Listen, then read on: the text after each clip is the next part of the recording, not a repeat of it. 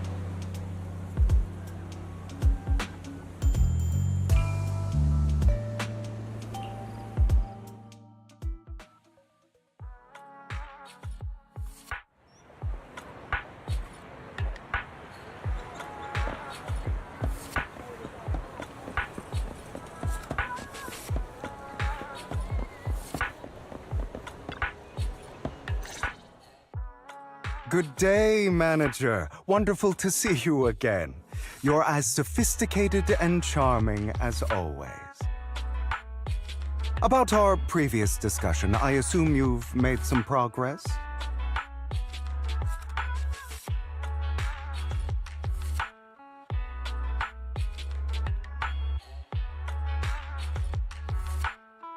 I see.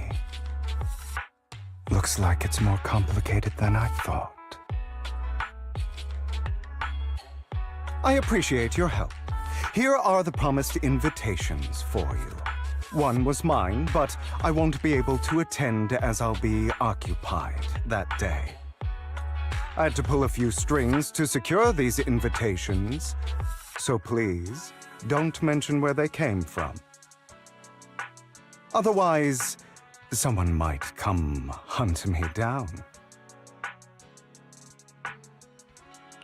Wait, seriously? Is the auction really that dangerous? Well, when you dance with sharks, you can't avoid risk. But I have faith in you, dear manager. I'm entrusting you with my life. Don't worry, my lips are sealed. And so are my brothers. I've been meaning to say, you're so close with your sibling. I'm kind of jealous. What's your view on family ties, manager?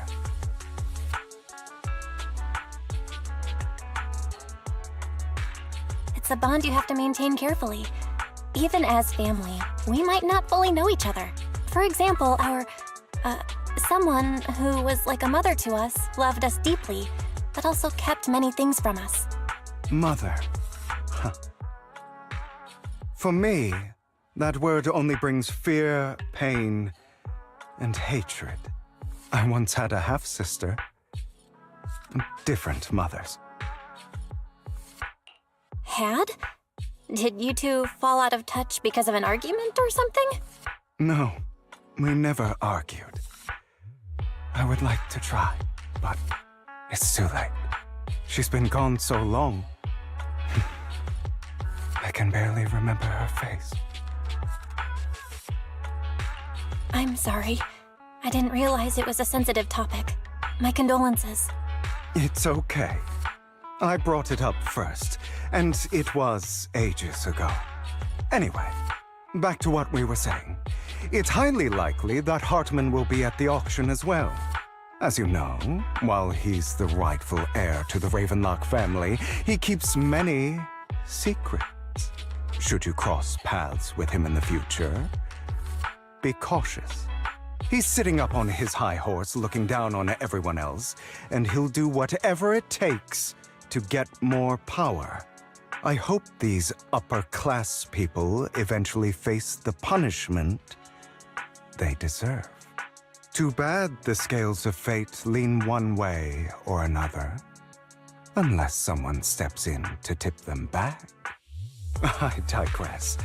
That's all for today. I have some errands to attend to, so I'll take my leave. Have fun at the auction.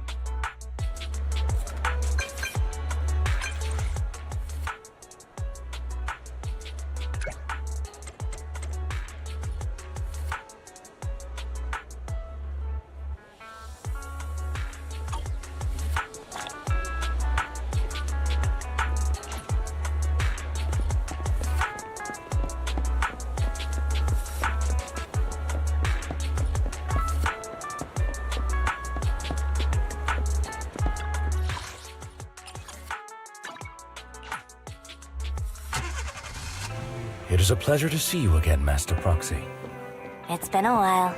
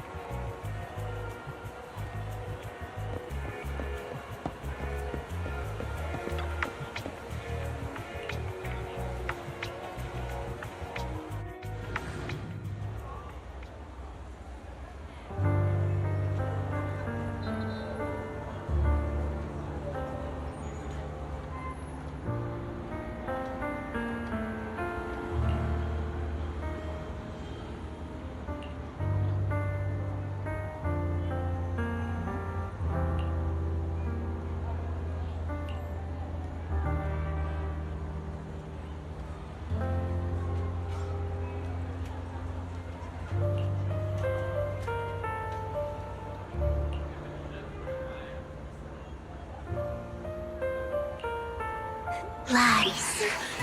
Deception. Betrayal.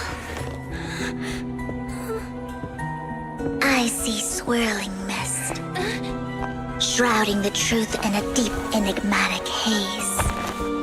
Found you. Chosen one.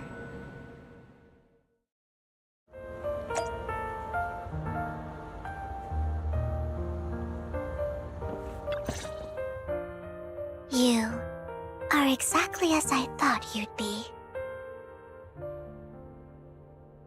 What are you talking about? I'm confused. Words can only convey so much, so it's understandable if what I say doesn't make sense to you now. But you'll know what I mean soon enough. Young lady, I know you might think I'm lying, but I'm telling the truth. That item was my late husband's keepsake, and I had to pawn it due to financial difficulties. But I can't bear to see it auctioned away to who knows where. I'd never be able to get it back. Please help me bid for it. There's a hidden flaw in that item. If you point it out during inspection, it will be withdrawn from the auction and returned to the pawn shop. That way you won't have to pay for it. In return, I'll offer you some compensation. It may not be much, but it's all I can manage. Please. Mom, please don't cry. Your story might be genuine, but your intention is not. Besides, this has nothing to do with me. Your misfortune is not my concern. Young lady, you don't look like you're struggling for money. How can you be so cold-hearted? I'm sure this refined individual here feels the same way. Huh? Are you referring to me? Yes, you! If you're willing, could you please... The auction is about to start. I'm not sure how you gained entry, but I'm sure you don't want to be driven out with your daughter. And you? Here's a little piece of advice. Don't let your sympathy easily sway you in an auction like this. Otherwise, you might get swindled. I'm Vivian, by the way. Pleasure to meet you. Dear guests, the auction will begin shortly. Please make your way.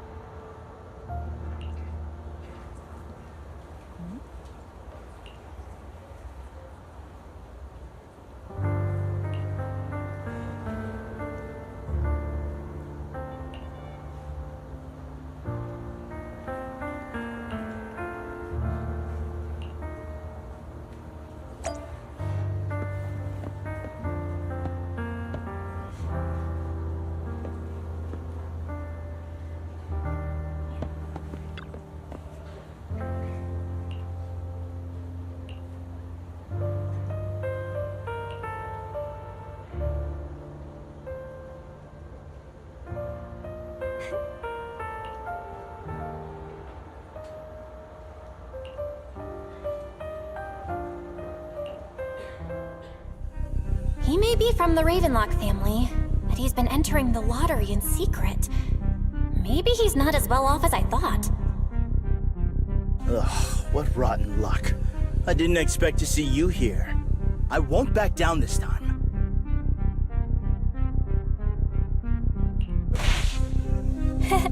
Aren't you that bigwig from the Ravenlock clan? Surprised to see you at the same auction as us commoners. This is the top auction in the industry. I really don't know how you got an invitation, but I doubt it was through legitimate means. You seem a bit hesitant. His accusation isn't true, is it? You should just give up already. I'm dead set on getting this item.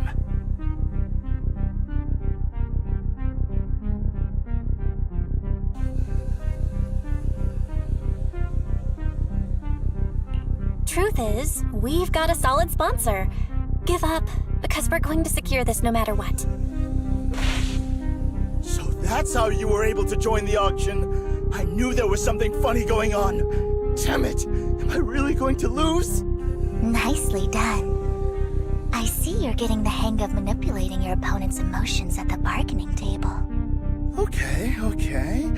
Let's not rush into inflating the price. Seems like it's just the two of us interested in the item. Why don't we discuss this in private first?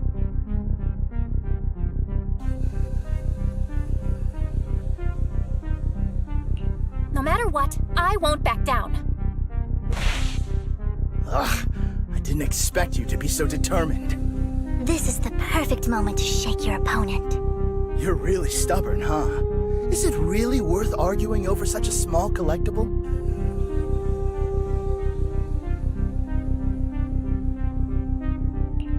Sure is. The money in our pocket is our biggest advantage. Host, I'm raising the bid. The price is way more than it's worth. Forget it, I'm out. It's a bit overpriced, but it's still acceptable. Regardless, congratulations on your winning bid. Though in my opinion, its aesthetic style is a bit ahead of its time. But as long as you like it, that's what matters. After all, the true value of art is in the love people invest in it. The next item is truly exceptional. The final creation of a legendary artist, the only one of its kind in all of New Eridu. The artist's tale is quite fascinating. Unrecognized during his lifetime, his works were discovered by art collectors after his death and became hugely popular. Because of this, authentic works are few and far between, making each one incredibly precious. And this stunning final piece, anyone who loves his work won't want to miss it. Without further ado, let's get started! Starting bid, 200 million dennies! If I can get it for under 500 million, I can still turn a profit. 300 million! If I'm not mistaken, Wise, isn't that the item the woman asked Vivian to bid on? Yeah, that's the one. If our budget allows, perhaps we should. 1 billion. Even if his final piece is a collectible of this quality, starting at $1 million right off the bat. Since she doesn't have to earn her own money, any bid is just a number to her. Was that Vivian? Wow, she just said, "Don't let your sympathy sway you," then went ahead and bid anyways. Yeah, but she can literally afford not to take her own advice. Ooh, this elegantly dressed lady certainly has refined taste and deep pockets. So, is anyone ready to challenge this young lady? Invest in the legacy of a talented artist who left us too soon. Its value could double in the future. I'd advise against it. I'm going to bid on this no matter the price tonight. This young lady is certainly very confident. Our time is almost up at $1 billion. Going once, going twice, going 3 times. Sold for $1 billion. All right, ladies and gentlemen, that concludes the first half of the auction. Please feel free to unwind in the lounge for a bit, as more treasures await in the second half.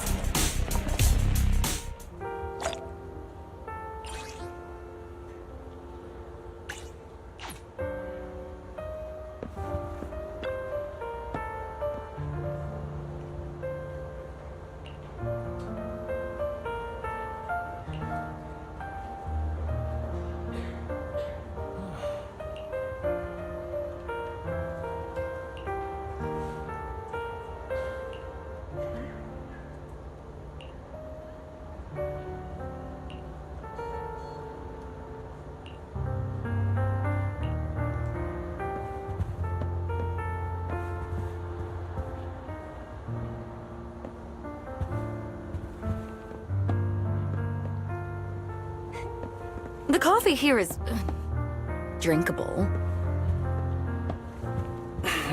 Why are there so many unfamiliar faces around?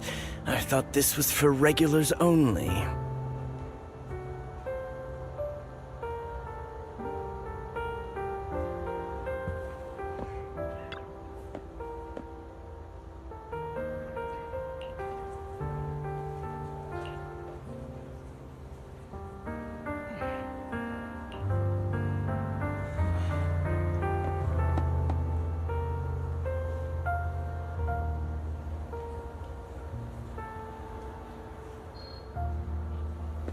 The coffee here is... You have a strange look on your face. Despite her ruthless exterior, she's actually quite kind-hearted. Though you wouldn't dare think that, would you? Not at all. That's not what I'm thinking. You're not being honest, and I don't appreciate deceit. Just to clarify, I didn't assist that woman out of kindness, nor do I plan on giving up the item I just purchased, because it's nothing more than a common scam. A scam? So you're saying that woman is a con artist? They'll tell you a tragic story, begging you to help bid on a collectible at a high price. They promise a reward and guarantee the item will be withdrawn from the auction, so you think you won't have to pay anything. But the reality is, once you bid, the deal is done. No going back. And you end up shelling out a hefty sum for something worthless. So, why did you still bid on the item? I really enjoyed the story of that legendary artist. Art, at its essence, sells stories, doesn't it? I'm willing to pay the price for the stories I choose. That's another lie. Looks like you believed me. How did you figure it out again? Let me give you another piece of advice. Appearances can be deceiving. People often mask their true intentions. Sometimes, what you can't see is the real truth.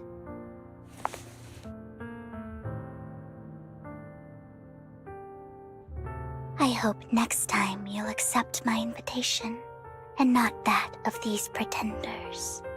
I'll see you soon, my friend of many secrets.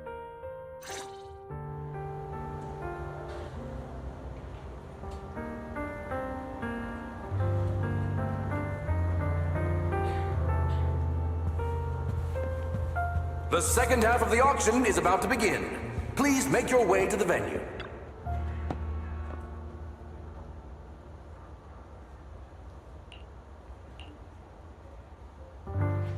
Ladies and gentlemen, welcome back! Up next in our auction is tonight's showpiece, the one-of-a-kind Robe of Heroes! Legend has it that, long ago, this was a garment that only a hero could wear. What's truly fascinating is the unique gem embedded in the collar of this robe. It's unlike any gem I've ever seen. Almost magical.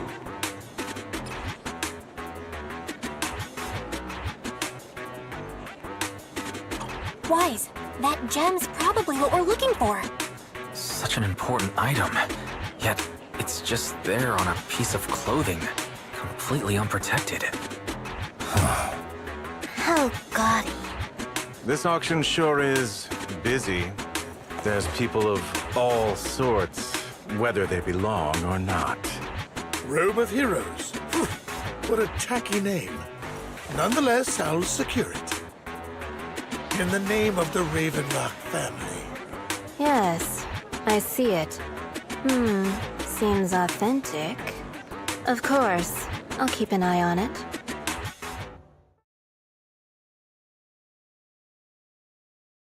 I didn't expect this to drag on so long. I believe there is no meaning in continuing this senseless bidding war. Frankly, wasting time irks me more than squandering money. So, my friend, let's cut to the chase. What did you have in mind? This man is pretty shrewd. Maybe I should match his energy.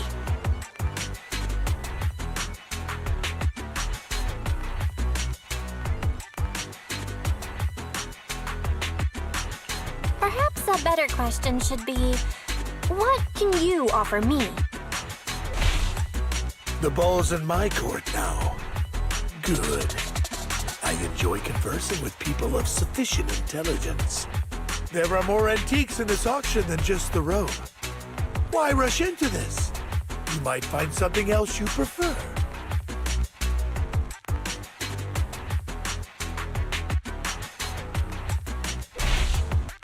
I'm not a collector, so I'm not into antiques. That robe just caught my eye. In that case, how about we strike a deal? All I want is that gem. So, if you cease bidding now, I'll take the gem and you can have the rest of the robe. How does that sound? He called our bluff. The Ravenlock family always gets what they desire. If you have any doubts, feel free to ask around.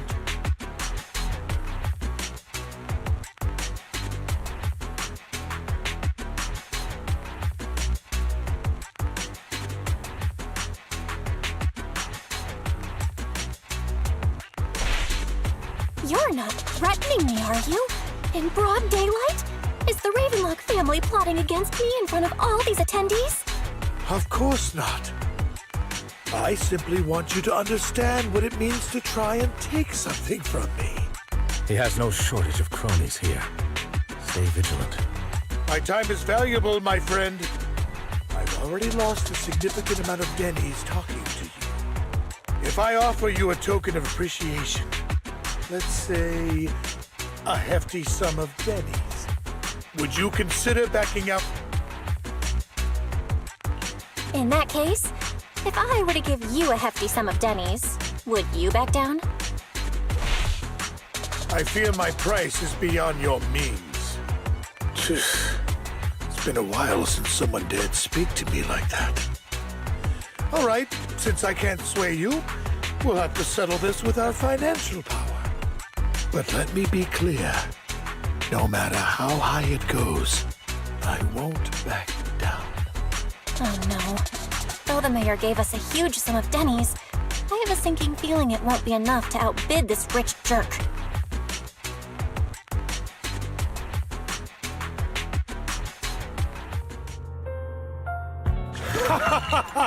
Well, I'll be taking this masterpiece with me.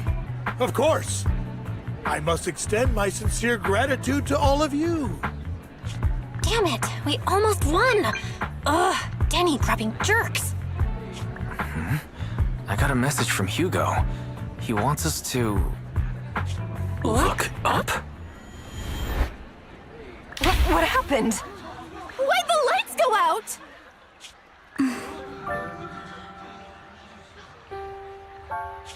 What's going on? The power went out? Mommy! I'm scared! Ladies and gentlemen, welcome to tonight's auction. My apologies for the long and dreary opening. Losers always have a lot to say. That guy looks familiar. Is that... What are you all standing around for? Someone deal with this intruder! How uncouth. I'm simply here to reclaim what's rightfully mine. You! When did you? Well then, tonight's show is coming to an end. I wish you all a lovely evening. Yours truly, Mockingbird. After him! Catch that thief or forget about getting paid tonight!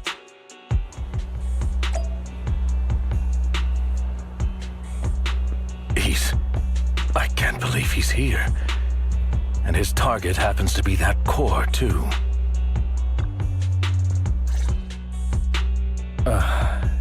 Forgive me, Master Proxy, but that...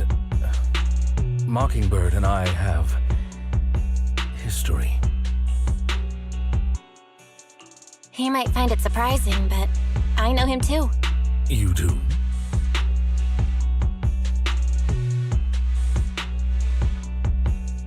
I see. So that's how you know him. Years ago, we founded Mockingbird. the Phantom Thieves Syndicate. Things started off well. We were young, with naive ideals and lofty goals, and we pursued what we thought was right. But one night, that all changed. There may have been signs of what was to come, but no one noticed them at the time, or perhaps we chose to ignore them. Eventually, I left Mockingbird and accepted the olive branch extended by the mayor. The separation was, shall we say, less than amicable. And my dearest friend became my sworn enemy. Master Proxy, if I may ask, what do you think of Hugo? Though he helped us before, and he seems pretty nice, I can't help but feel something's off. He's a part of Mockingbird after all. Mockingbird has changed from how we envisioned it. And Hugo too, No, it's nothing. In any case, he is very dangerous. I'm still unsure of his intentions, but we cannot risk letting him have the sacrifice core. Based on my past experiences, I can likely predict the route he'll take to evade his pursuers and escape. However, this path lies within the Hollow. Master Proxy, can you... Let's head straight there. I'm feeling super strong right now. Very well. Please, follow me then.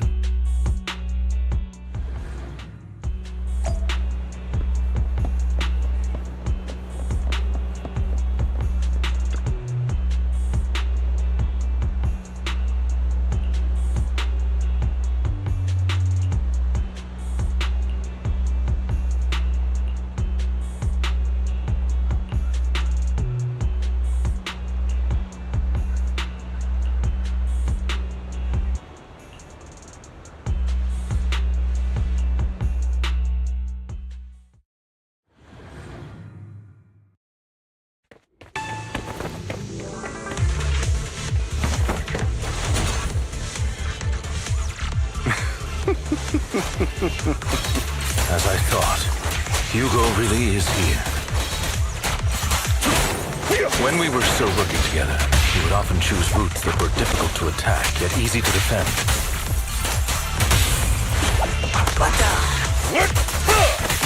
Master Proxy, the layout of the port is complex. Ethereals may jump out from any corner.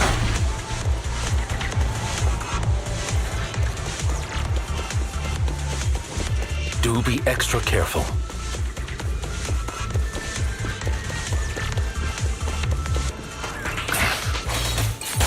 There are so many ethereals, but they don't seem to faze him at all.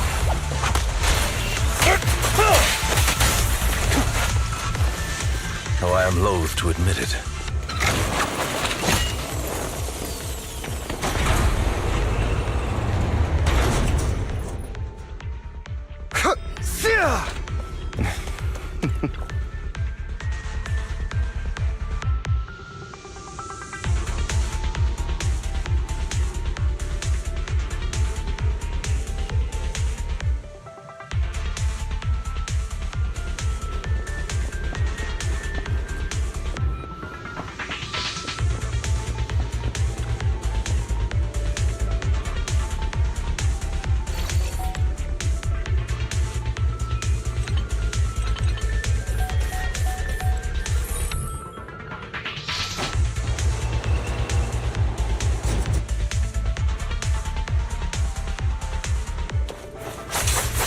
This.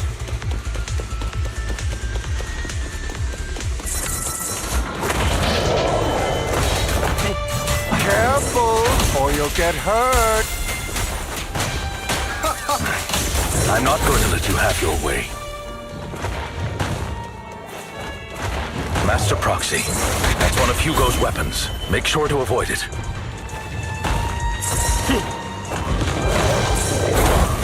It may look like a coin, but it's actually a dart. Stand still. He carries around a briefcase filled with all sorts of weapons. He's extremely familiar with this place. Master Proxy, dragging this out will only be to our disadvantage. Let's proceed through here post-haste. Be gone! Stay calm now.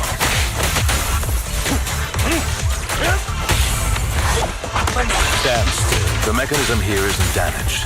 It's still functioning normally.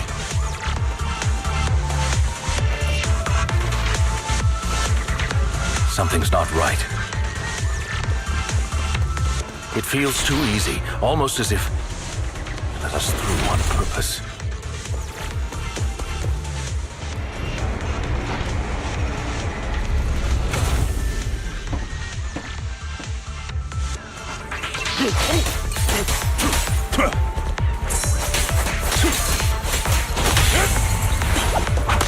Stay calm now.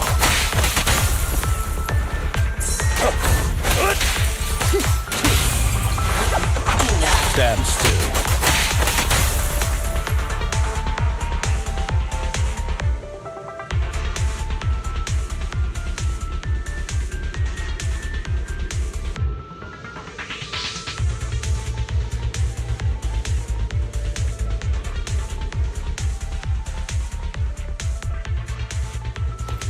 This must be the right way. Not to worry, Master Proxy. We'll be able to catch up to him soon.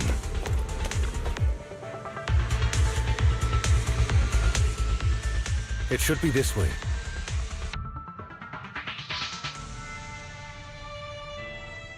Are they from the auction? No, they shouldn't be able to track Hugo here. They're likely just hollow raiders. Back then, Hugo would typically retreat into a hollow after securing the goods. And as his partner, I'd be responsible for leading the pursuers astray. I'm unsure if he has a partner now, or who they might be if he does. Well, Phantom Thieves usually have partners, right? He must have recruited a new one. True. That could make things trickier, as he may have passed the court his partner. Regardless, Master Proxy, let's steer clear of those hollow raiders for now. Although I'm confident in my ability to defeat them, a clash here might delay us and jeopardize your safety. Our main focus now is locating Hugo and retrieving the gem.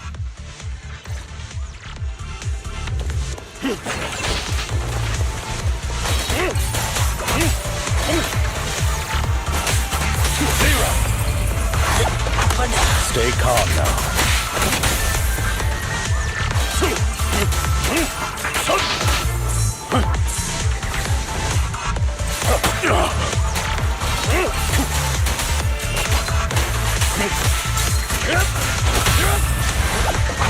Stand still. He should be nearby.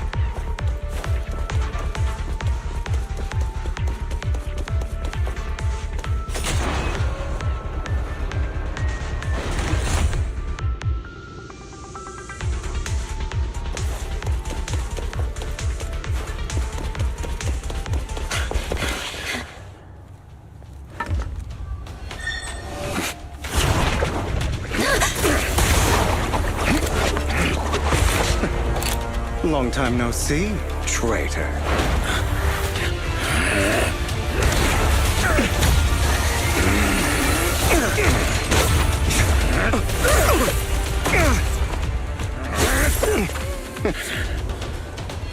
It was you who broke the oath, not me.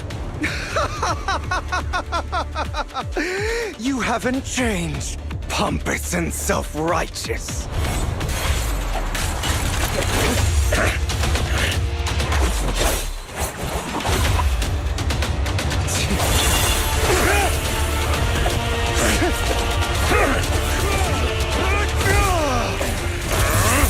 Beyond reason! Both of you! Enough!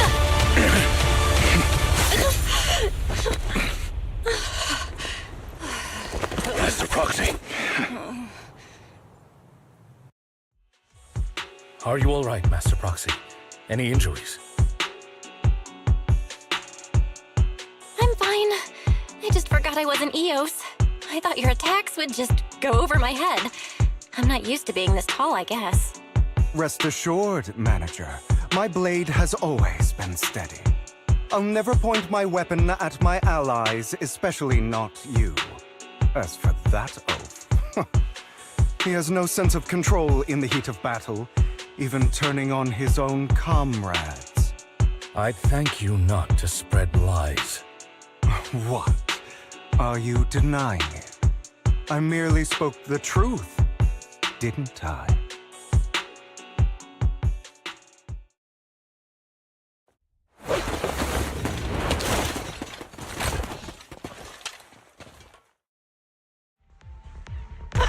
Thought we were in for a tough day, but it seems we struck gold in the end. If you value your lives, you better hand over all your etheric resources and any other valuables you've got. I have no conflict with you, gentlemen. I'm here for personal reasons, not to mine ether resources. Cut the crap. It's been a rough day, and we need something to make it right. Whatever your business is, pay your dough or bite the dust. Pay our dough. This is the Hollow. You're not claiming this Hollow as your own, are you? Not even the current mayor of New Eridu would dare to make that assertion. Am I correct, Mr. Mayflower Watchdog? You sure have a mouth on you, pretty boy. Don't push it. We've buried idiots like you in the Hollow before, and soon you'll be joining them. I'd urge you to reconsider. Huh? Unfortunately, your kind advice has come too late. They've already worn my patience thin.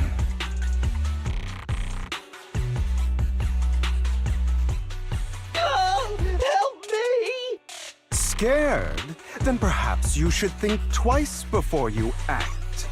You've made your bed. Now lie in it. Sorry, I'm so sorry. Please have mercy. Spare us! We won't do it again! Are you quite done blowing off steam? Don't kill them. I'll hand them over to public security once we're out of... Who do you think you are to tell me what to do? They weren't planning to show you any mercy, yet you forgive them so easily. You haven't changed at all over the years, Lycon. To hell with you and your foolish fantasies of being some almighty savior. Haven't you learned your lesson from what happened with your eye and legs? My principles remain unshaken. No one has the right to take another's life. Sinners deserve punishment. Do you know how many lives they've taken? I'm merely delivering the justice the world needs. It is not our place to pass judgment. I know I will not sway you. There's no point in continuing this argument. I will stop you. I always will. Go ahead and try. I will defeat you. I always will. Be prepared to kneel before me, traitor. You talk too much.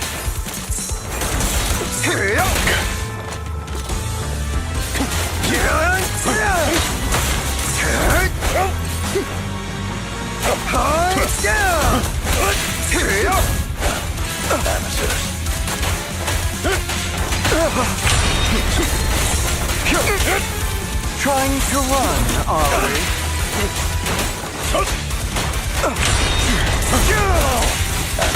My way.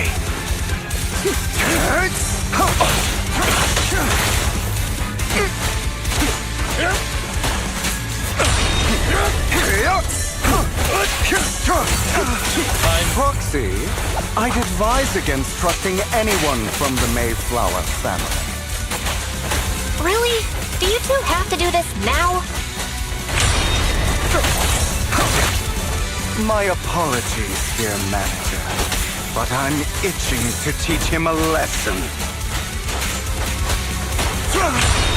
Shut up!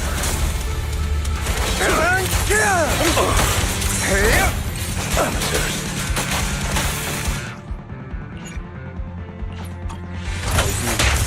I'll eliminate any obstacle!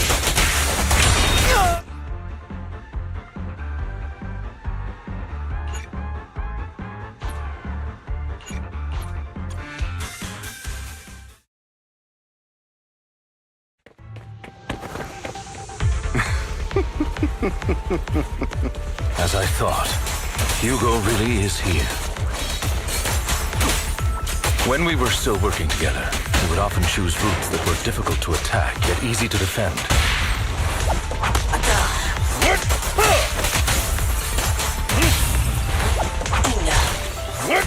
Master Proxy, the layout of the port is complex.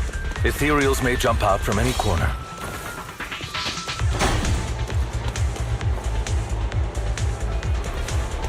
Do be extra careful. There are so many ethereals, but they don't seem to faze him at all.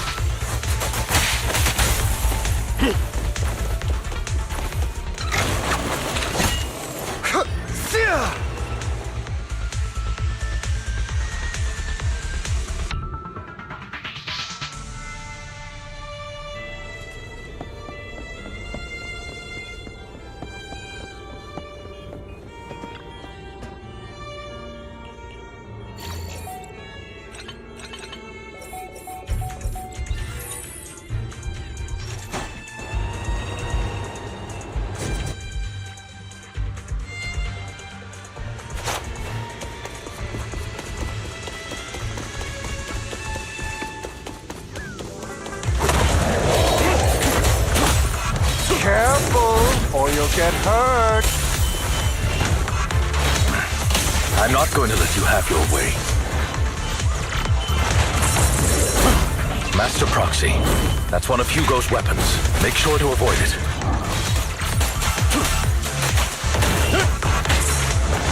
It may look like a coin, but it's actually a dart.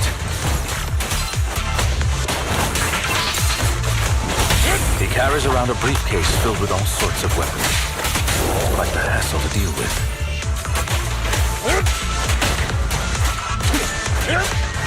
He's extremely familiar with this place. Master Proxy, dragging this out will only be to our disadvantage. Let's proceed through here post-haste. Stan, the mechanism here isn't damaged. It's still functioning normally.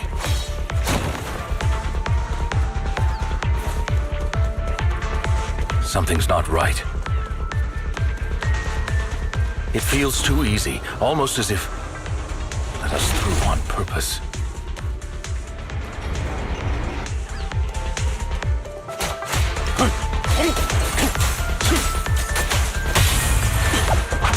Stay calm now.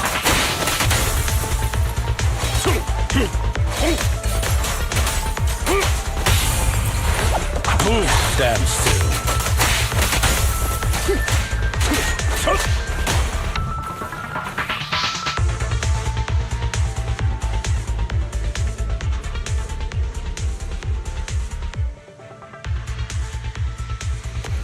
This must be the right way.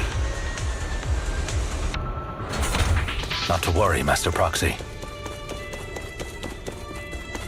We'll be able to catch up to him soon. It should be this way.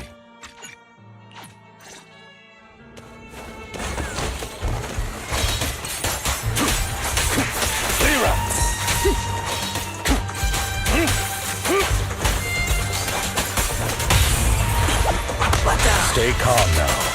Evade, now!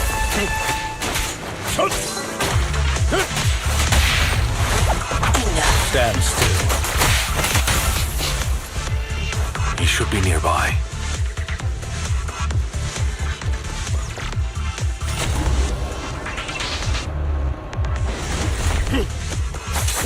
Time to hunt. Are you all right, Master Proxy?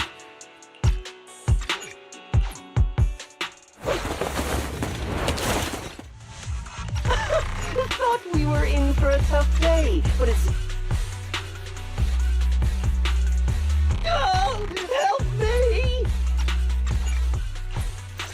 Be prepared to kneel before me, traitor. I have... You talk too much.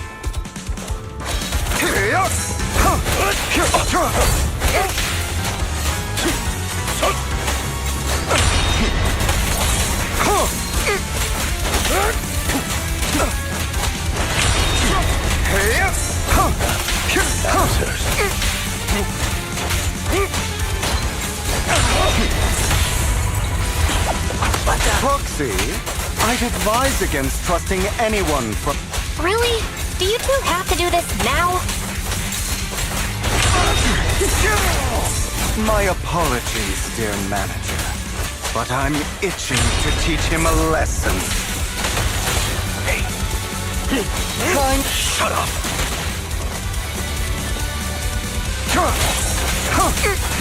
Take this.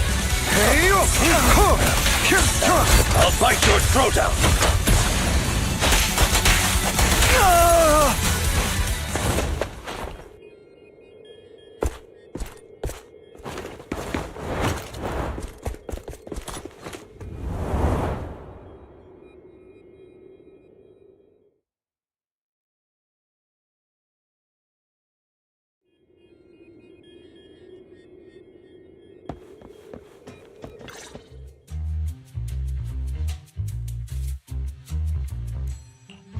Worry not.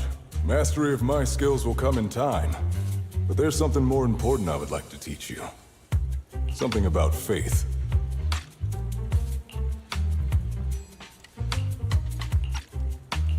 Does a phantom thief even need faith? Of course. What else would we fight for? For wealth, fame, and power to stand at the top, so nothing and no one can imprison us. Isn't that what everyone desires? Or perhaps, by faith, do you mean something asinine and empty, like justice, dreams, or friendship? Hilarious. Grow up, Lycon. It's time to let go of your naive fantasies of being some almighty savior. You just don't get it. All right, enough squabbling. What I'm trying to teach you is very simple. I may not walk the path of justice, but I do not walk the path of evil. There's too much injustice in this world, and there are times when it becomes necessary to right those wrongs with unconventional methods. Taking lives, however, is out of the question. Life is a precious gift, one that nobody has the right to steal. No one should have the authority to judge whether another lives or dies. Keep that in mind. I will. You don't seem convinced, Hugo. As you mentioned, this world is unjust. That's why we must strive to bring fairness to this world. Those who cause harm should face consequences, just as those who take lives should. But not all lives hold the same value. Sometimes, you may need to eliminate one if it means saving more. You're too proud. Your pride may lead you astray. I have my own path and beliefs, Jack. I'll determine for myself what's fair and unfair. Hey, watch your mouth. If it weren't for Jack, you'd be dead already. You're a smart kid, Hugo. Skilled too. You could easily take the life of a sinner. However, what if one day you found out you were wrong? What if that so-called sinner were innocent? Could you bring them back to life? I wouldn't make that mistake. To err is human. Everyone is bound to make mistakes. It's good you are open with your thoughts. I just don't want your troubled past to weigh you down. Because your hatred doesn't define you. It only eats away at you.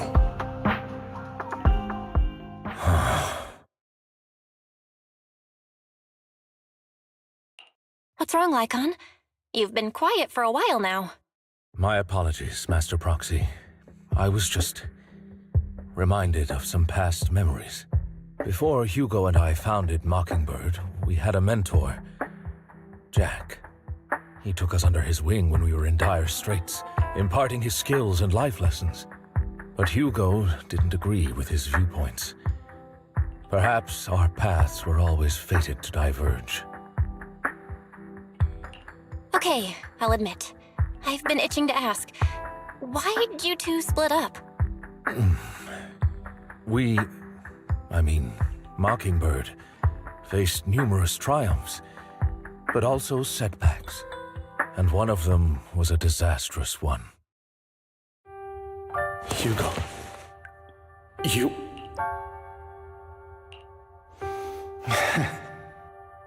Was this you? All this? So what if it was? Have you gone crazy? Have you been planning this all along? You'd bury all these lives in the name of vengeance? They deserve to die. Especially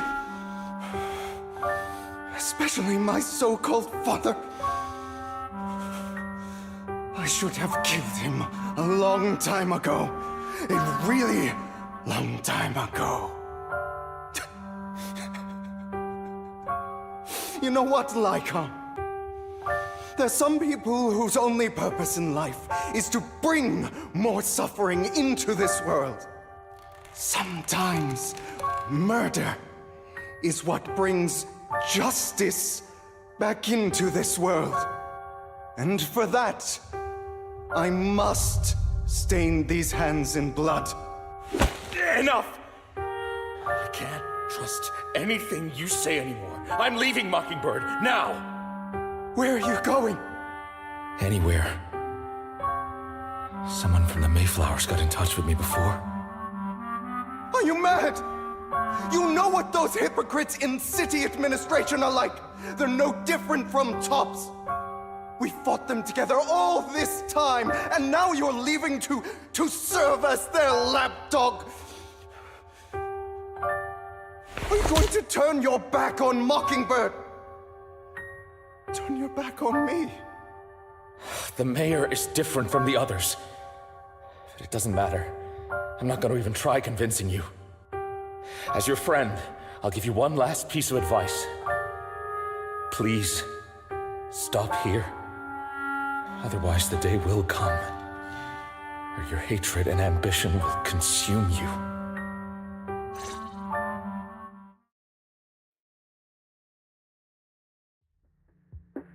My apologies, Master Proxy, that you had to hear such an unpleasant tale. Hugo came from a powerful family, and his relationship with them was always strained, especially with his own father. So much so that Hugo wanted to personally put an end to him. After shouldering a mountain of injustice, Hugo ran away from home. That's when Jack and I met him. And that setback that Mockingbird suffered turned out to be intimately connected to his family. I had thought it was just a normal mission, when in fact he was plotting revenge. He took advantage of me and everyone else there. I do not mean to pass judgment on him and his decision, but I refuse to accept a partner who is willing to trample over other people's lives for their own desires. Perhaps his family left a mark on him that continues to influence him to this day. In any case, Hugo still has the sacrifice core. We should contact the mayor to plan our next moves.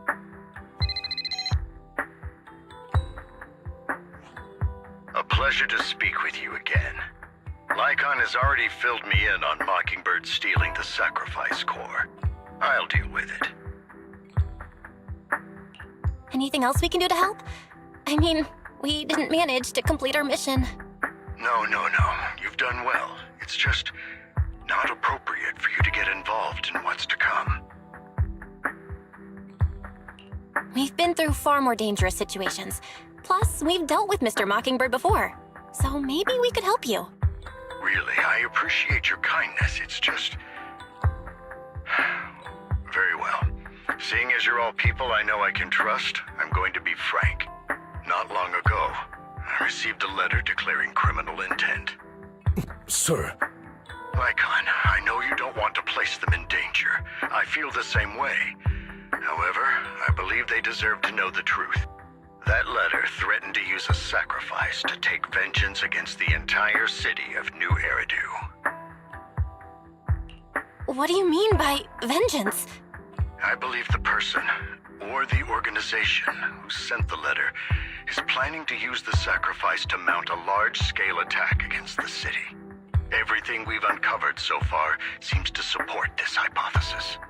As you know, The sacrifice's true power is a mystery and cannot be controlled if anyone attempts to use it as a weapon. This is no small issue.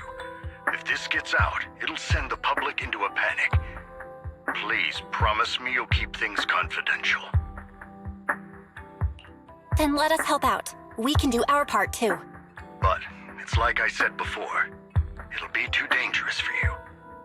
Whichever way you look at it, you're still citizens of New Eridu, and as mayor, it's my duty to protect you.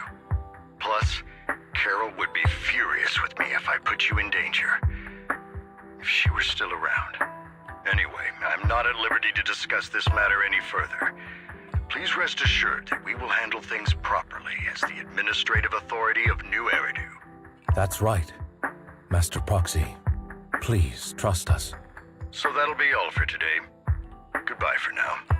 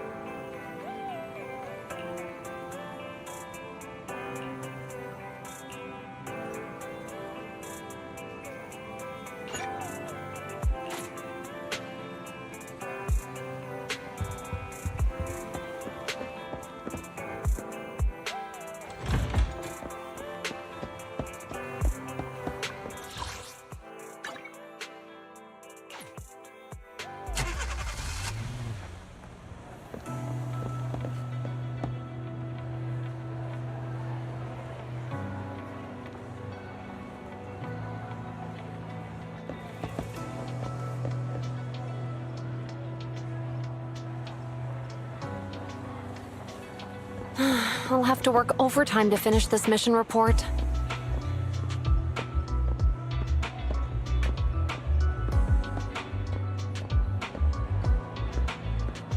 You're here!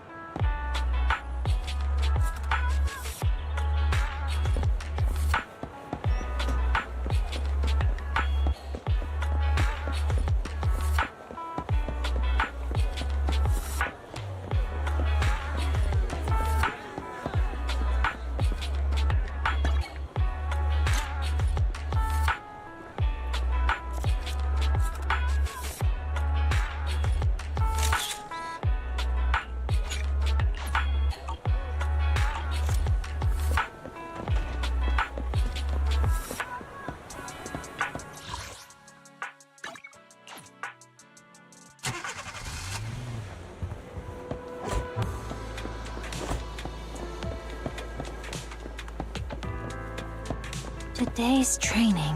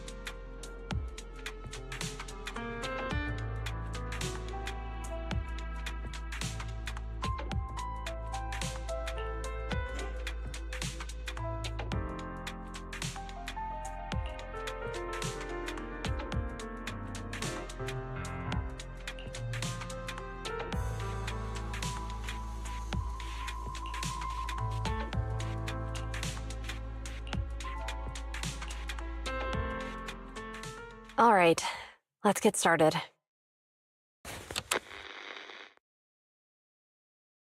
I'm probably not getting out of this hollow, but at least this tape recorder still works. Let's say these are my last words. I gave away my anti-corruption equipment to save those civilians, so I'm not in good shape. Unfortunately, we came up against a horde of ethereals right after that. I rushed over to fight them off and tried to save the civilians, but in the thick of all the fighting, I turned back and realized that I was somehow alone. Nobody was behind me. Luckily, I managed to defeat the ethereals, but the wounds and corruption I sustained in doing so should be fatal. I don't mean to cast the blame at all here, and if any of my colleagues ever pick up this cassette, I hope that nobody is ever held accountable. It's just human nature. It's normal. I just have a few regrets. Oh, what's that over there?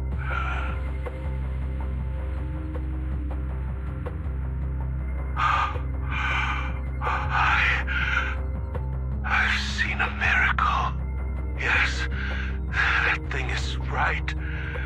So long as humanity is in constant conflict against the Hollows, we'll never be able to grasp true power. Only by embracing everything. It's the only way. Only by embracing this power can everyone survive. Oh, Creator, please grant me this!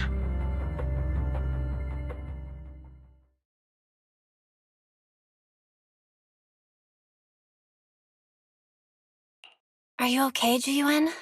Don't be so sad. Thanks. I'm okay. It's just... even though we had our suspicions, now that everything is out in the open, I can't help but feel a little... well, at least now I know the reason why he changed.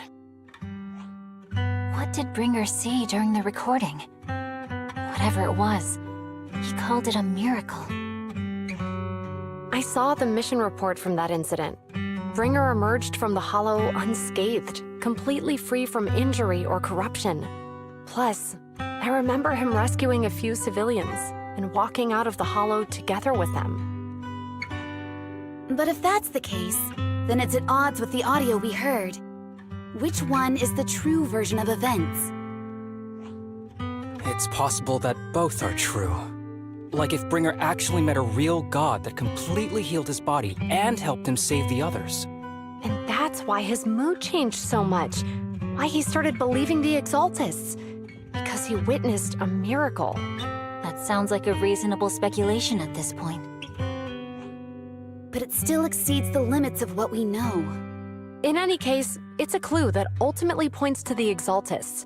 I'll keep pulling this thread and see where it leads.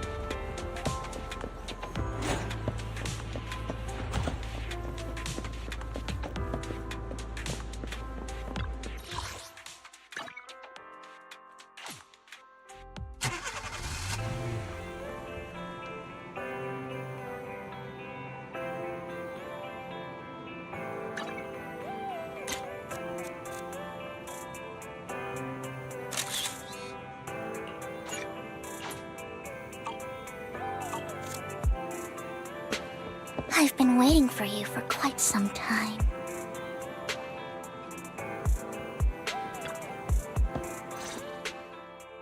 We meet again, Master Proxy. I imagine you've already managed to gain some info from the conspirators.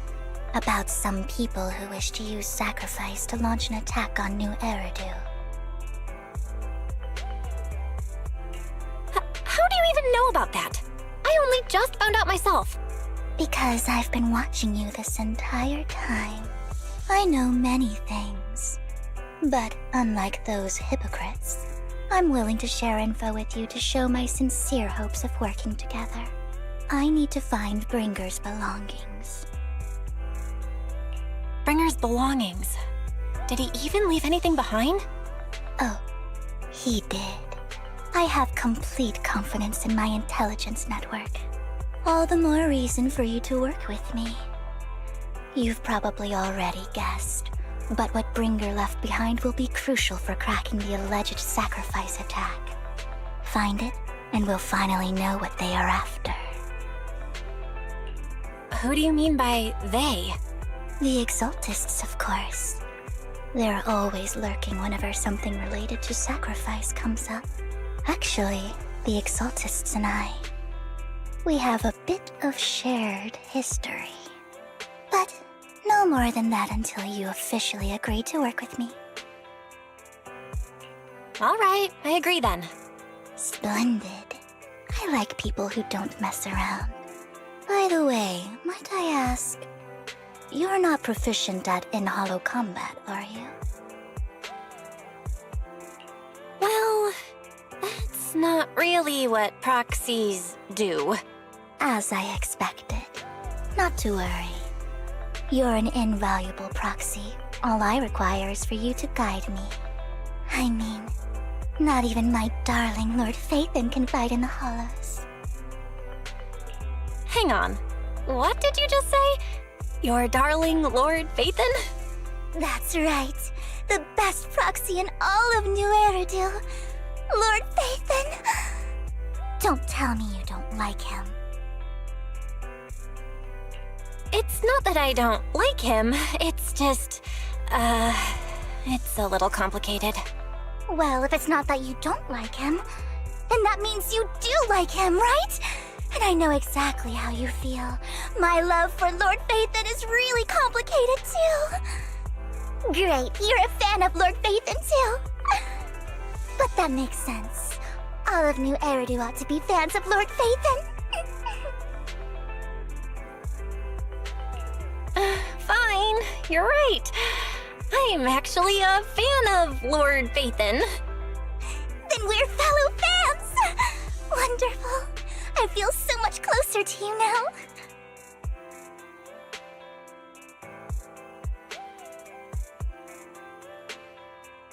Oh my! Once I start talking about Lord Phaethon, I just can't help myself! Look at the time! I suppose that's all for today then. I'll be in touch with more news.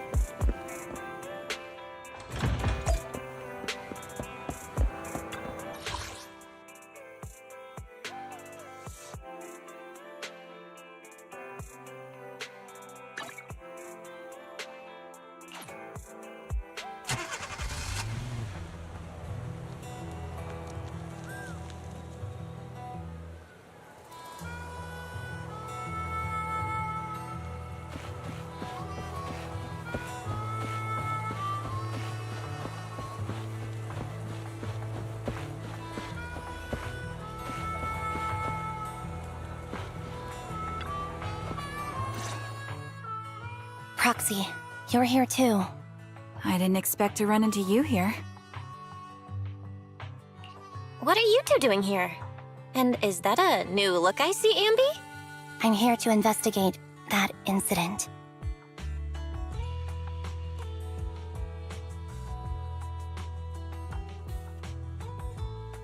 I've recently dug up some clues about the person behind the operation, but my key contact is ultra cautious and keeps demanding me to prove my identity. So, to gain her trust, I decided to meet her dressed like this. Now that everything is completely finished, this uniform doesn't really represent anything in particular. For me, it's just another outfit now. We all have to move on someday. I'm helping her. I want to make sure whoever's behind all this is caught. And who's this young lady? Her name's Vivian. She's my friend. We're here investigating a few things ourselves. Ambi, one of the Cunning Hair's most powerful members. And Trigger, an Opal Squad sniper. It's an honor to make your acquaintance. You know us? Looks like someone's done our homework. Is it because of the proxy? You two are practically celebrities. And because of my work, I've got loads of info when it comes to anyone with a name around New Eridu. I see. Seems you're handling your work well. Let's prepare to enter the Hollow. Unless you have any further questions, we'll be taking our leave now. You're going into a hollow? Proxy, you plan on going in like that? Yeah, that's right. I've recovered quite a bit lately, so I don't need any protective equipment in the hollows.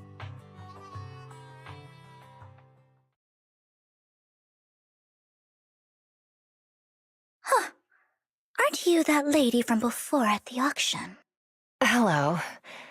I didn't expect to see you again, young lady.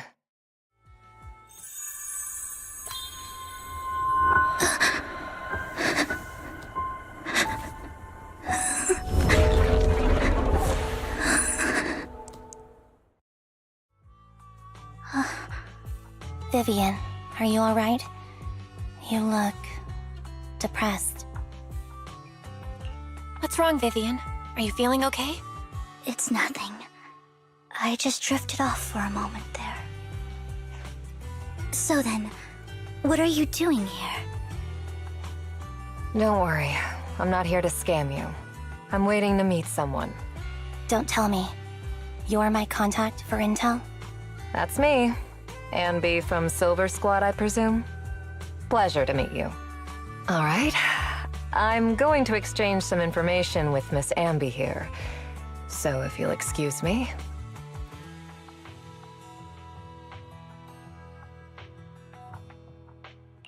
You're not looking so good. Everything okay?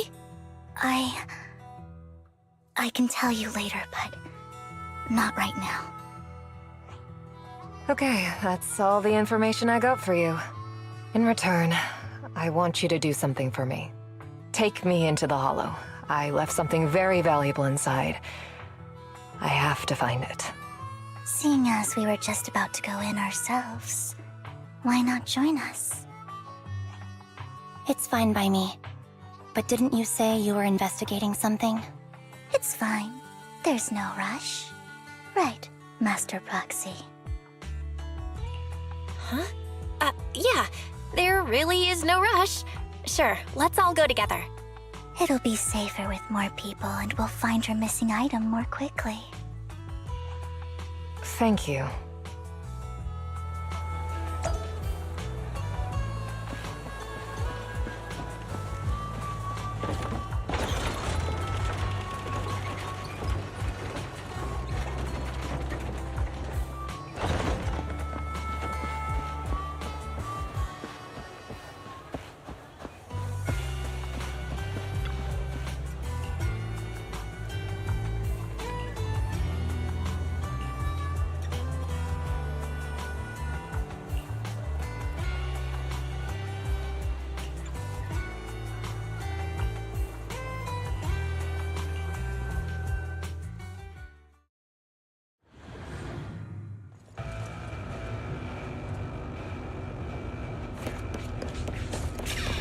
Leave it to me, Ambi.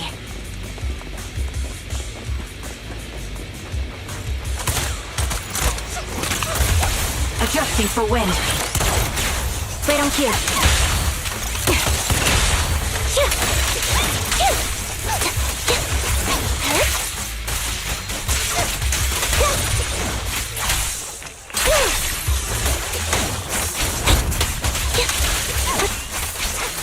Engaging head on.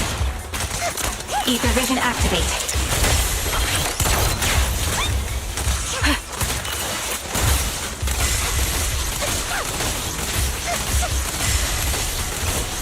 You're cornered.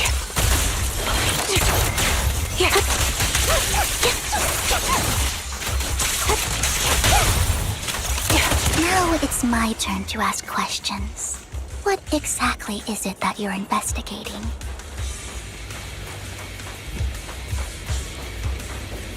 Since you're familiar with the name Silver, then you should know that it shouldn't exist anymore.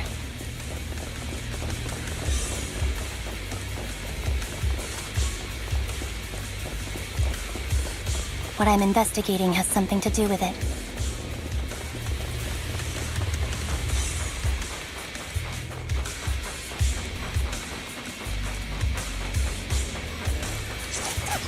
Target locked. The enemy is ambushing. Recalibrating. Sound strategy.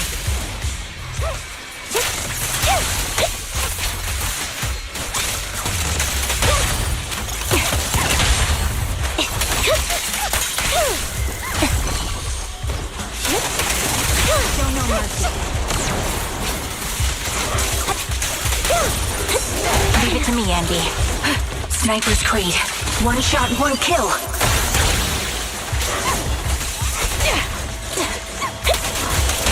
Quick shot. Ether vision activate. Right on cue. Supporting position. Pierce right through. Loyalty. Foxy, let's use that fissure to head to the next location.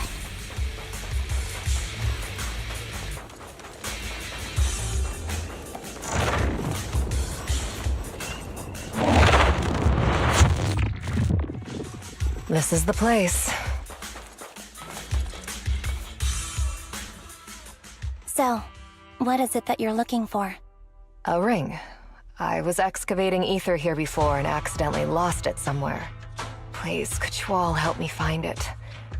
It has to be somewhere among all this stuff here. Sure, I'll start looking. I'll go with you. I'll stay here with her then. Thanks, but you don't have to worry about me.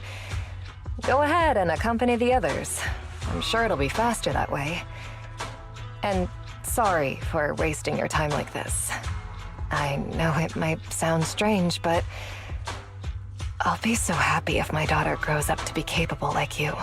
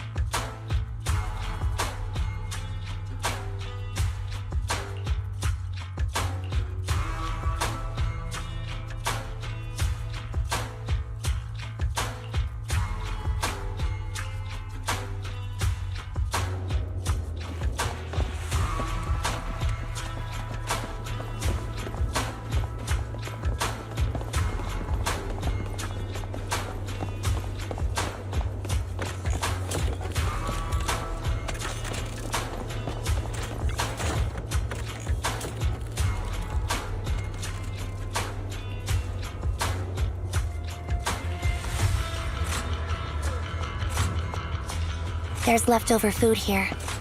I don't want to imagine what's inside the bag.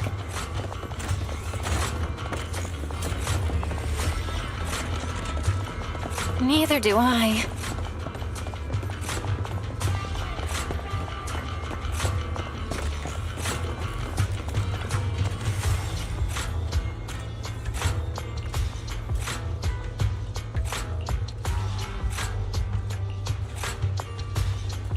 A toy that seems emotionally stable. There shouldn't be a ring hidden in it.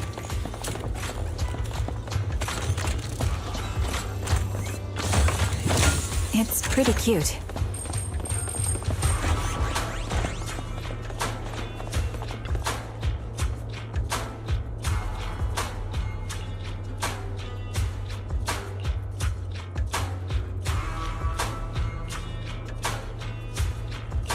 It's a fancy lunchbox? I wonder if its owner is safe and sound.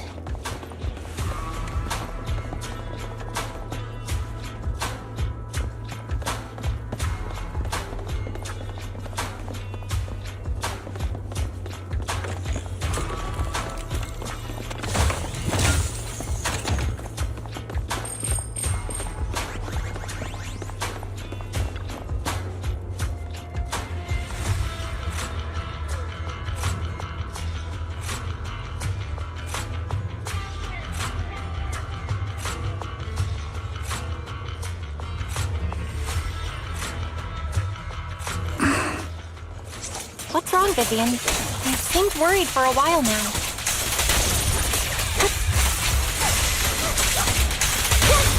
I'm worried about Sienna. Her location should still be safe.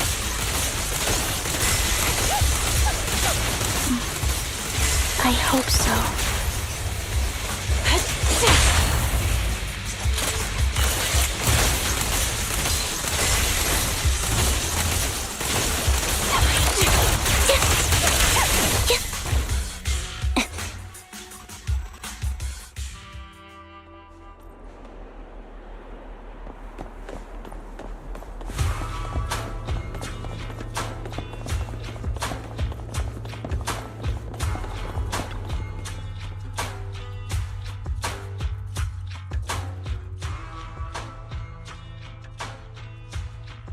Her vital signs are gone. What happened? I guess this was her final scam. There's one thing I must remind you. Your time is running out. I'm not sure how you can tell, but you're right. I'm going to die in here. That's my plan. I'm very sick and don't have much longer. If I try to get treatment, it'll just be a burden on my daughter. So I scam my way through a bunch of physical exams and managed to take out a hollow corruption policy through Ravenlock Insurance. Once some time has passed, could you please take my corrupted body out of the hollow? That will secure a generous compensation package for my daughter. It's only what the Ravenlocks owe me. A pity, yes. But it's the only way I can squeeze it out of them. What makes you think that will help you? I just trust you will. I'm just awfully sorry you had to get involved in this. But it's something I must do. I have to leave something behind for my girl. I have to give her a chance at life. If it's okay, could you also please pass a message to Mira for me? Tell her, don't worry. Even if Mommy's body is corrupted, withers away, and turns to dust, my love for you will always be there. Thank you. You're a good kid.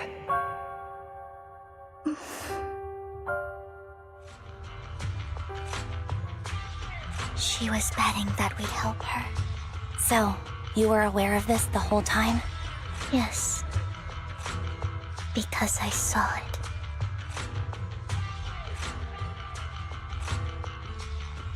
You might not believe me, but I've had this ability to see the future since I was a little girl.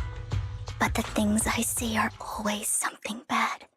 Plagues, deaths, disasters. That's all I've ever been able to see. It's all that kid's fault! She's seriously jinxed. I always try to avoid her. Otherwise, she'll say something rotten that ends up coming true again. Prophecies, she says. Like she's not the one bringing the bad luck upon us. It wasn't me. I didn't do anything. Sorry. I'm sorry. What good is saying you're sorry? Things like this keep happening every time you open your mouth. How unlucky. She shouldn't be here.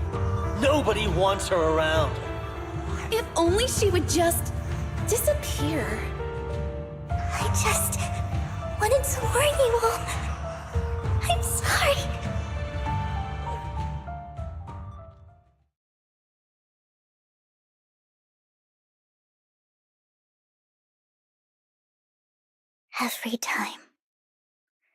Every time it's the same. In the end, there's nothing I can change. Sometimes I even wonder whether it's me predicting these things, or if my very existence is manifesting these calamities. Vivian, it's not your fault. You were just trying to be kind and warn them about impending disasters. I can tell it's never been easy for you. Thank you. No matter what. I just hope she finally gets to rest in peace. I hope no misfortune, whether I foresee it or not, ever happens to anyone.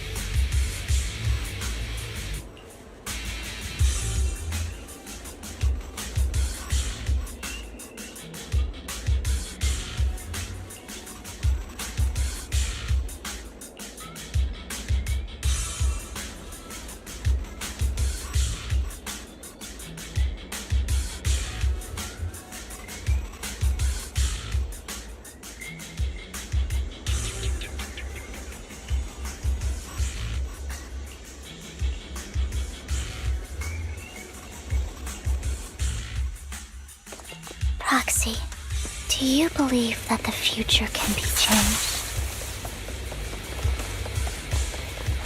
In my memories, this has happened countless times already. But why can I only see these misfortunes? Stop! Why can't I even have a sliver of happiness?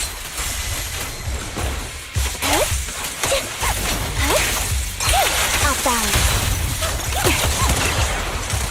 Adjusting for wind.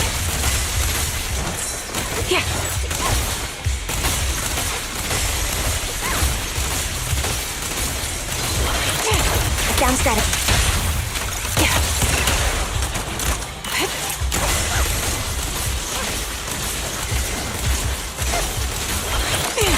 Move behind me. Proxy, the fissure that we're looking for is up ahead.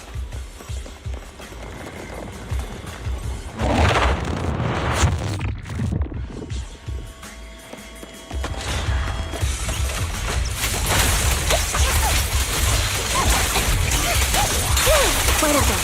You're in my sight. Now you hang.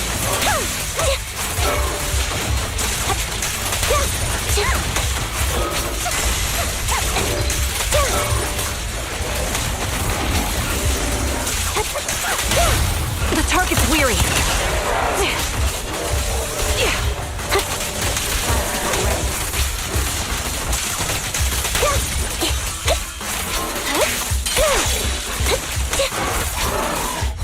He won't back down. Quick shot. This bullet will reach its mark. I think it's about time. We should take that lady out of the hollow. You guys go on. Thank you. She gave us the intel we needed, so this is the least we could do. I hope everything else goes well for you. Master Proxy, is there anything you'd like to know? You can just ask. I'm curious about your story, Vivian, but we can talk more once you feel ready. Don't worry, I can wait. You're the first person to ever say that to me. I'd be happy to share my story with you. These premonitions I see are not within my control, and they always come to me in a flash, like a flood of images in my mind. Most of the time, I see death, disease, accidents, and disasters. Of course, there are also some non-fatal mutilations. But every time, without exception, they end up happening. And I can never prevent or change them. That's all I have to say about it. If that offends Master Proxy and you don't want to hang out with me anymore, then I can understand. Why would I be offended? That's just who you are, Vivian. Besides, we're friends. I've always considered this ability as a curse. It's not a curse. If anything, I think you've been given a gift. Thank you. Really. Well, it's getting late. Bringer's belongings ought to be around here somewhere. Let's take a closer look.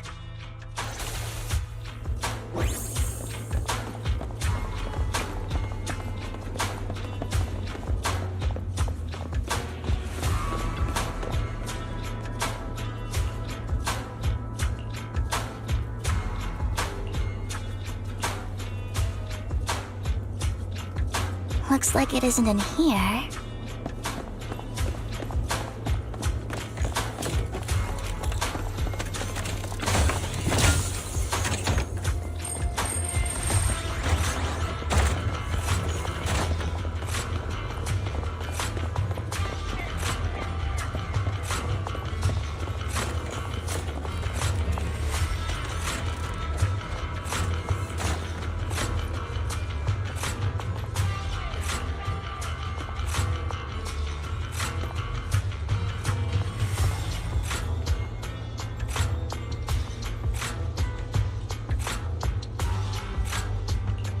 Strange, there's nothing in here.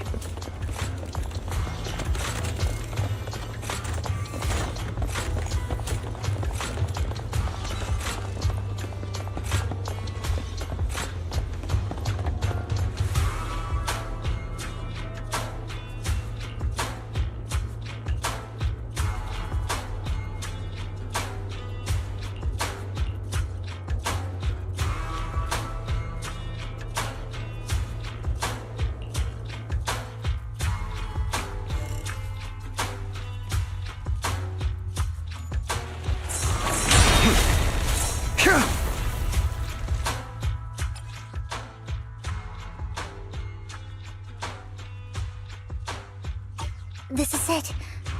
But I don't know what these markings on it mean.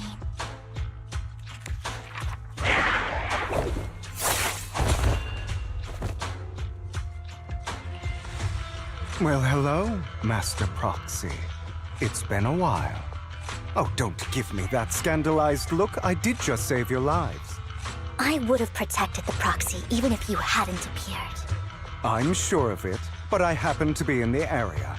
Worry not, dear companion. I have complete confidence in your strength.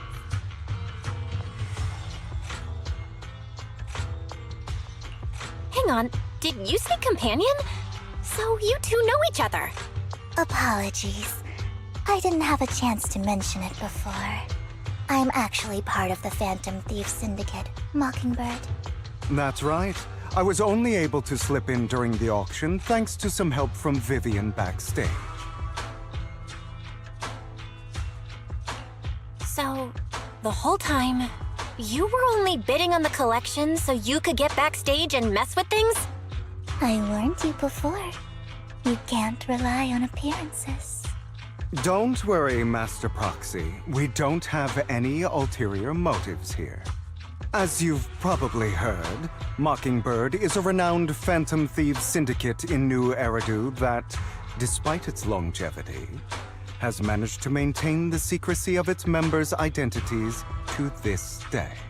So, disclosing our identities to you is essentially the highest sign of good faith that a Mockingbird Phantom Thief can show. Your trust is most appreciated. Mockingbird's purpose is very simple, really. To form long-standing and cooperative relationships with outstanding proxies like yourself. We need your abilities. Before you make any decisions, please allow me to briefly explain the concept behind the Mockingbird Syndicate. We all know there isn't anything in this world that's fair. A prime example being the uneven distribution of wealth. People from tops splurge on luxurious collectibles, while the poor have to gamble with their own lives just to get by. Of course, besides wealth, there's also an unequal distribution in this world of happiness and suffering, hope and despair, love and hate. It's all just so unfair. Somebody has to do something to tilt the balance of the scales. And thus Mockingbird was born. We take from those who have far more than they deserve and give it to those who deserve to have more.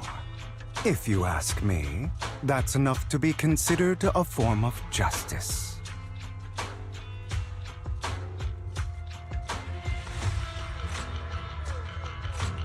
You do have a point. I can agree with that. Thank you. I knew if anyone, you'd understand. However, aside from these philosophical considerations, we also have a crisis on our hands to deal with. As you know, the Exaltists are plotting to use the power of sacrifice to launch an attack on all of New Eridu. We can provide you with all the latest intel, just like that notebook you found. Something those pompous housekeepers would never be willing to do. And the most crucial part of this whole game, the sacrifice core, is currently in my possession. I think that makes this a highly competitive deal. We share the same goal for the moment, stopping the impending disaster from playing out. How about this? If you still have Missy's got the support of the mayor's office behind him, and of course, you're welcome to bring some other friends along. Well, if you're willing... Great. It's a deal.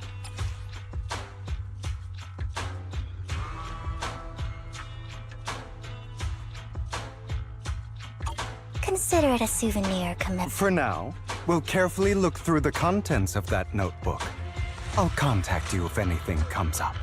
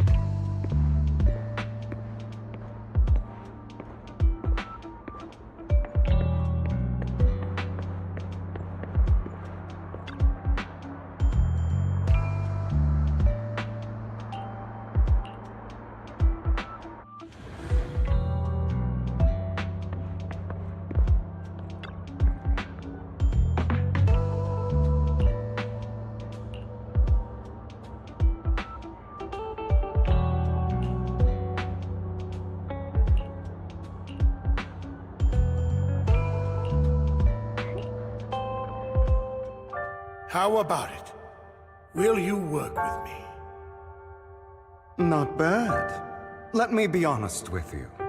I have the sacrifice core that you're after. I am Mockingbird. So it's you. I never thought you'd be so bold as to come see me alone. Relax, my friend. As you know, if I can sneak into such a heavily guarded auction, then naturally, I can just as easily slip away right now. I'm here with the sincere intention to seek cooperation. I can give you that sacrifice core. And what do you want in return? Wealth, glory, power. The things everyone else in the world wants, I want them too.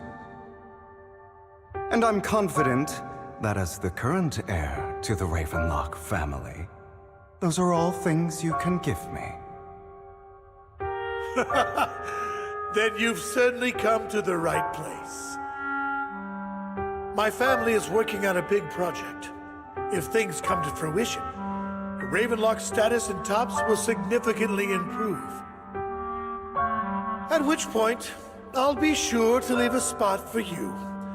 Naturally, as an outsider, you're precluded from handling any of our core business. But profits from the scraps alone will be enough to set you up for life. Mr. Hartman, I think you've misunderstood me. I have no intention of joining the Ravenlock family.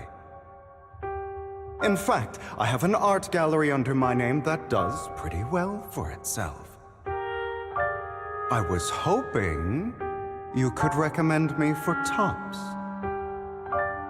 You want to join Tops? That's easier said than done. Even for a family like ours, it would still require significant effort and... Just answer me yes or no. I don't think either of us can afford to waste time. I understand. Yes, you have my word. But in exchange, you'll have to give me the sacrifice core first. I'm sorry, but I'm afraid I can't. I've already hidden it somewhere safe, a place nobody else but me knows. You don't want to put all your chips on the table when dealing with Tops. I know that far too well. Then that means I also need to keep an eye out when working with the infamous Mockingbird, right? Mr. Hartman, I should remind you that I stand before you undisguised. Coming from a phantom thief who's never publicly revealed his identity, shouldn't that be sufficient assurance? If I betray you, then you merely need to lift a finger to wipe me from the face of this world. You do make a valid point there. In that case, you have a deal. I appreciate your trust. Why don't we celebrate our new partnership with a toast?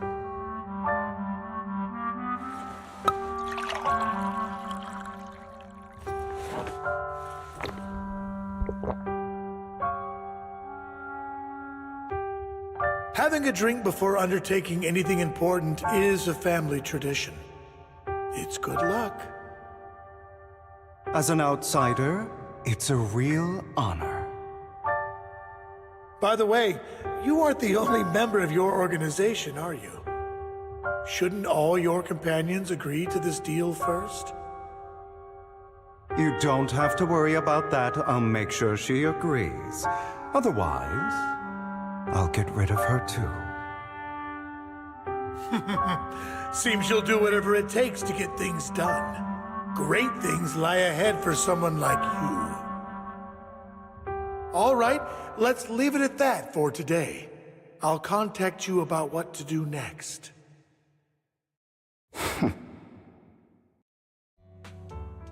That's him! He's the one who killed Serena!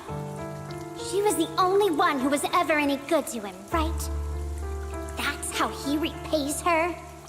That's why they say once a mongrel, always a mongrel. Just look into his eyes. Father! We have to punish him! Serena had been ranking ahead of him. Hugo must have poisoned her water so he could pass her. Pure evil. Typical for an impure bloodline. He should have been kicked out ages ago. Hugo, did you do all this? Yes, it was me. I killed her. He admitted it! Father, he must be expelled! He has no right to live under the same roof as us! Why don't we reunite him with Serena then? Nobody would ever know. Hugo, well done. My children, how many times have I told you before? In this world, only the most ruthless, cruel, and unscrupulous of people ever make it to the top. Like Hugo here, who is willing to murder his only true loved one without a second thought. Only someone with the means and the gumption to do that is qualified to be my heir. But I...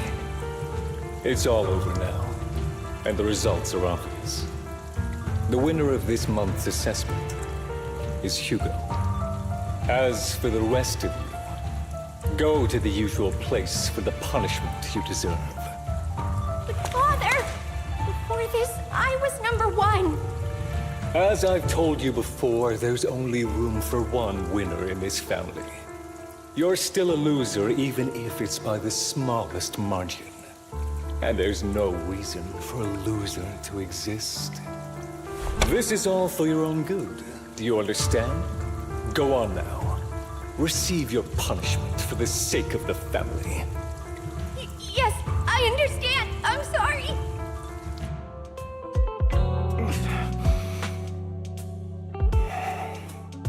That really brought up some unpleasant memories. It won't be long. Soon, it'll all be over.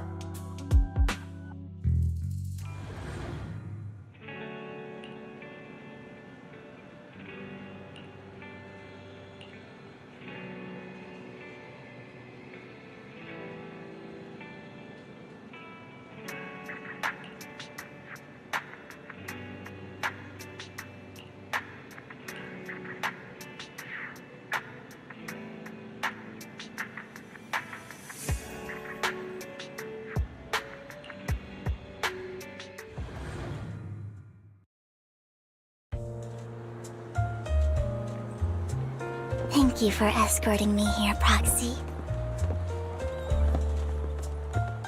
Today was quite eventful. If I were to head back now, I probably wouldn't be able to fall asleep.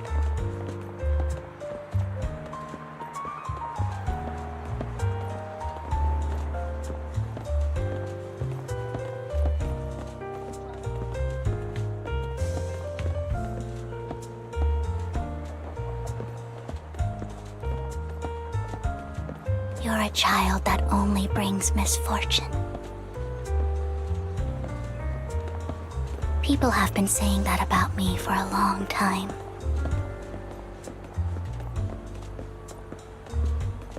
I used to feel hurt and resentful. But now that I think about it, it's perfectly normal for people to react that way.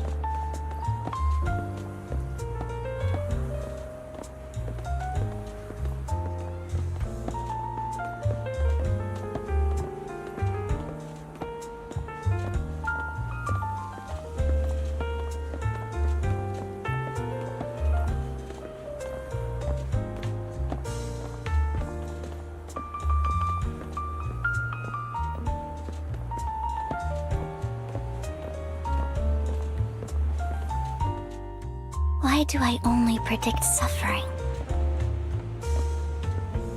If I could predict happy things, joyful things, would people like me a little more?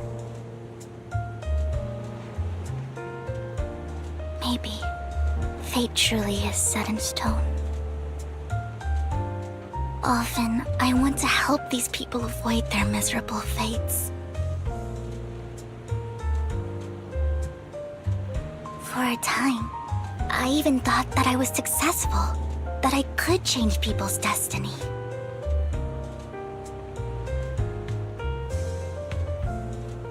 But it was all an illusion. In the end, I couldn't do anything at all.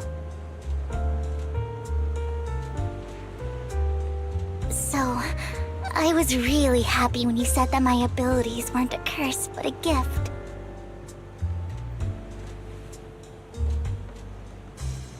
Thank you, Proxy. I'm so glad to have met you. And you're also a fan of Lord Phaethon. It's like we were fated to meet.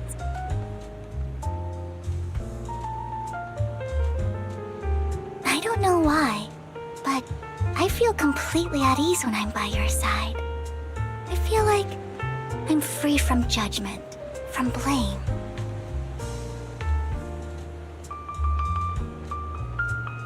Like, I don't need to worry about anything, and can just be my own true self. Perhaps people really do possess an aura, and ours just so happen to be extremely compatible.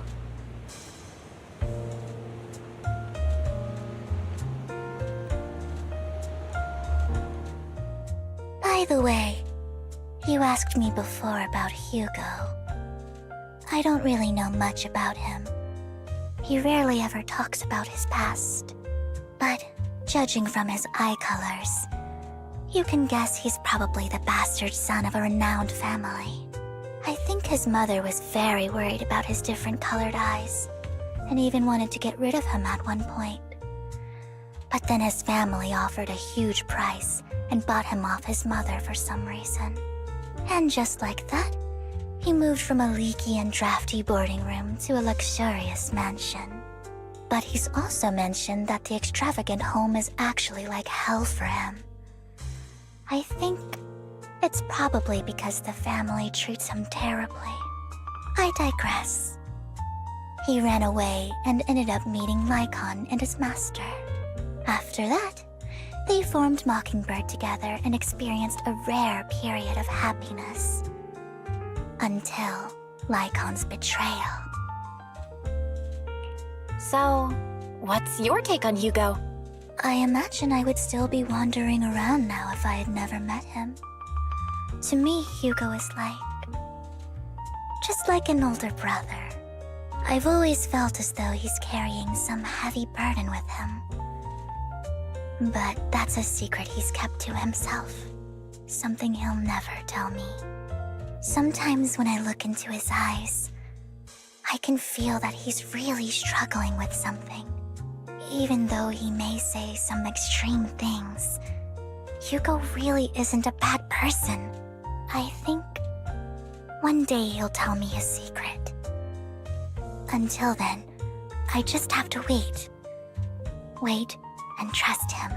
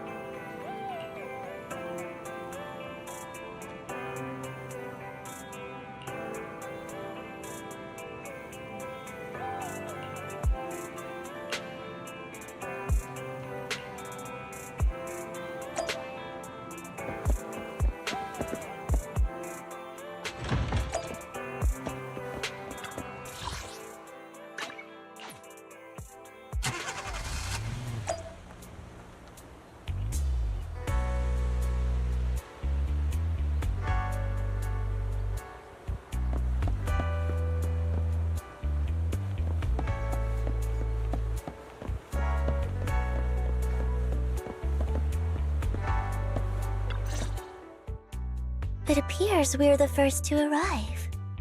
I thought we were running late. This might sound weird, but it's nice to think about getting to work with you from now on. I don't really know why that makes me feel so happy. Oh, it's because we're fellow fans! Anyone who likes Lord Phaethon can't be a bad guy. For sure. Of course, Lord Phaethon is the greatest there will ever be, but you're definitely the best proxy I've ever met in person. Hugo told me before that you're really skilled, and he said we'd get along great. I never expected he'd be so right. Oh, by the way, would you like to come by my place if you have time later? I have a huge collection of Lord Phaethon merch. Phaethon, Lord Phaethon doesn't have any merch out there, right? I mean, we don't even know what he looks like, for starters. It's all my own original merch, like screenshots of old internet comments. I print them out and turn them into postcards. Plus the avatars Lord Phaethon's used, the music playlists they recommend. I've organized it all. I'd love to show it all to you if we get the chance. I'm super curious to see all that. Please be sure to show me sometime. Splendid! Let's book a time and you can come by my place and see all my Lord Phaethon merch! Speaking of which, what's taking those two so long? Hugo said he had some preparations to do before entering the Hollow. I wonder how that's coming along.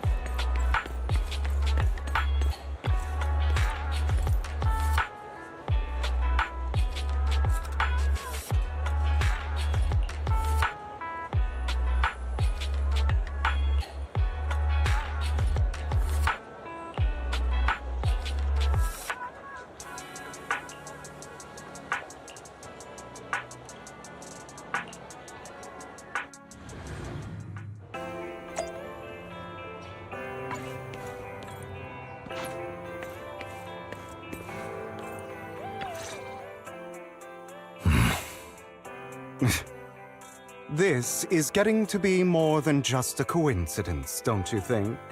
Or perhaps you are actually stalking me. If I was stalking you, you wouldn't ever know. Overconfident as always. You haven't changed at all. We just make it a habit to check the state of our weapons prior to combat. Thanks for that little reminder.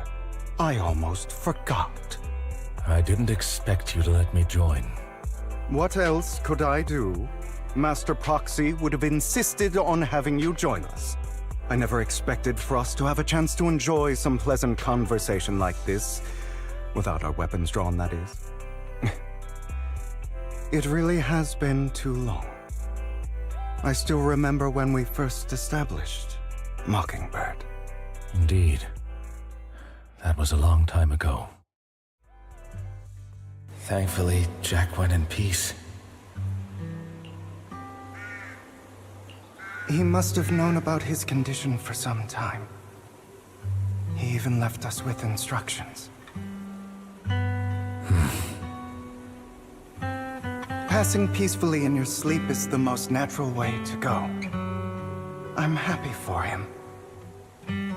By the way, Lycon, have you given it any thought yet? You mean about our guild for Phantom Thieves? Yeah. It's time for us to build an organization of our own. Jack always supported the idea, didn't he? I don't have any objections. But what should we call it then? How about Mockingbird? It's a bird known for mimicking the calls of others to blend in. The same way we don high society roles for ourselves when we're out on a mission. Oh, oops. I nearly forgot. You're a terrible actor, and you're always flubbing your lines. I guess we can rule out that name, then. No, call it Mockingbird. We're always just putting on an act, aren't we? I won't slip up on our next mission. Besides, we still ran missions together even when we didn't have a name. Having one now won't really make a difference. No. It does make a difference, Lycon. And I don't just want a name. I want Mockingbird to become a symbol, like the sword of Damocles hanging over everyone's heads, striking fear into the hearts of the rich and cruel whenever they hear the name. Just like Jack used to say, this world isn't fair. So that's why we have to influence it however we can, and change things in our own way. But on the basis of not causing harm to other people's lives. That's also what Jack used to say. You remember, don't you? Of course I remember. All right, I promise. That sounded pretty forced. Don't forget, things don't end well for people who break their oaths. I'm good for my word. You must trust your fellow companions. That's also something Jack would say. Well then, today's the day that Mockingbird will officially start flying. Our first order of business, deciding on our symbol.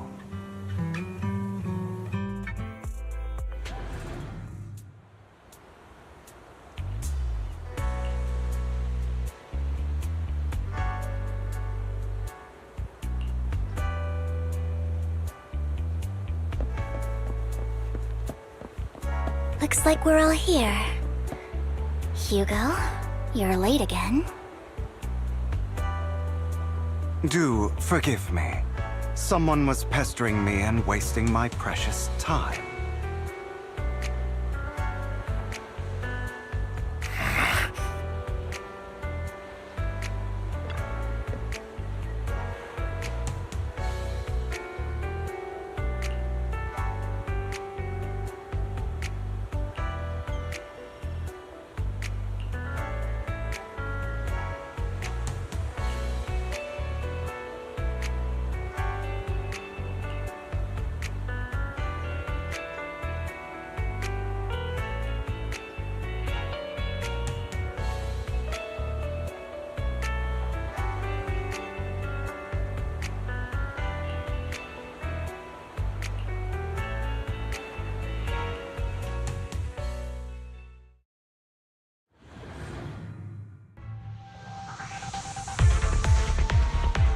Didn't expect the coordinates in Bringer's notes to lead here.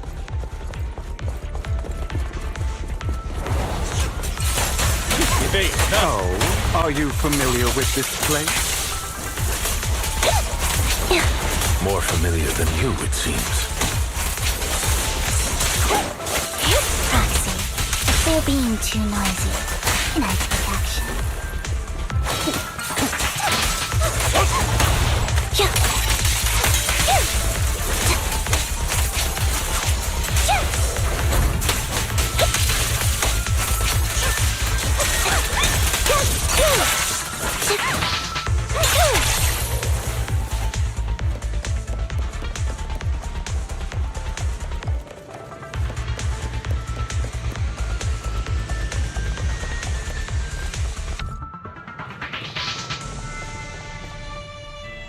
I don't enjoy obstacles in my path. Can we not bust. The generator room should be nearby.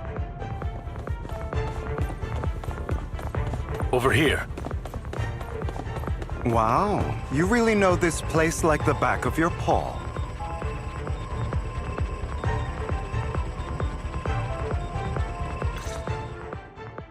Master Proxy, I hate to be the bearer of bad news, but there's something wrong with the circuit. It seems to be blocked. Don't tell me. Victoria? I can fix it. I've seen diagrams for this type of circuit before. Just leave that problem. Belle, I just sent an image of a circuit diagram to your phone. Check if you received it. Thank you very much, Master Proxy. Now then.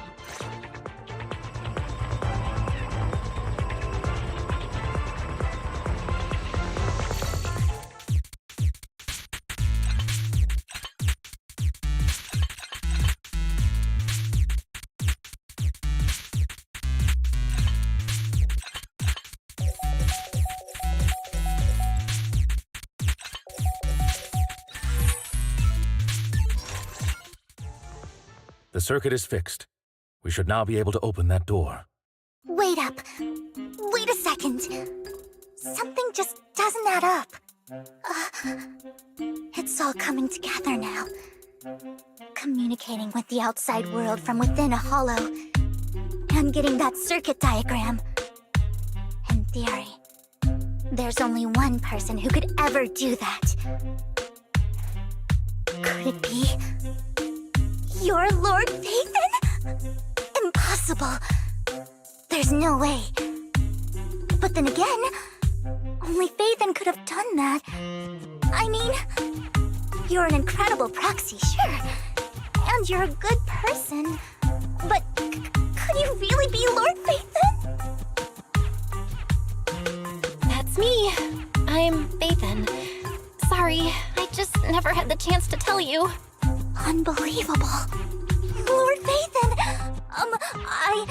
I've been your biggest fan for years now! Goodness me, Lord Phaethon was right in front of me all along, and I had no idea. This is like a dream. Could you... I mean, if you're willing, could you please give me an autograph and a group photo and... Anything you want.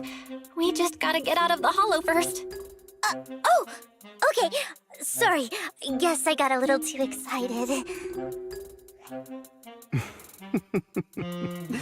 Anyone would be enraptured meeting someone they admire that much. Yeah, if I ever met my favorite movie director, I'd be the same. We should keep moving. This isn't the best place for idle chit-chat. The door's finally open.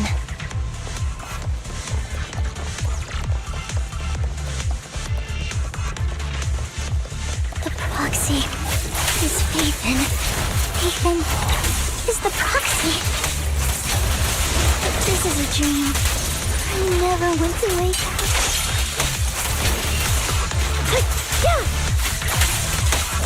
Say no more.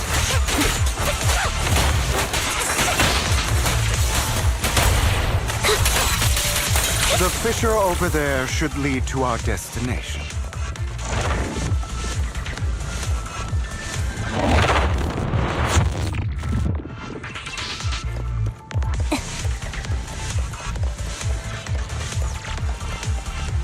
Lycon, your fighting style wasn't so reserved in the past. I've matured. You call this mature? You're just being pretentious.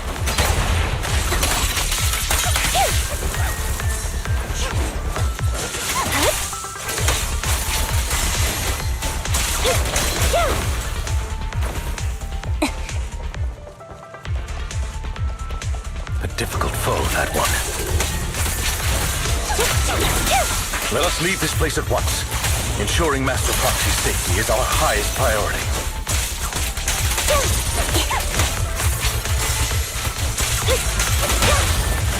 I won't let anything happen to you, Lord Phaethon.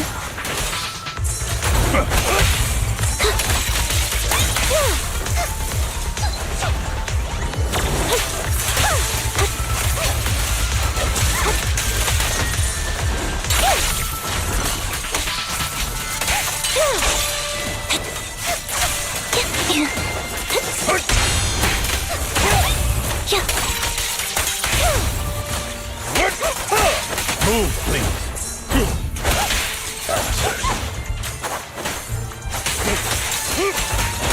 Lord Phaethon, how are you feeling? Are you tired? Do you need a break? Some food? Water?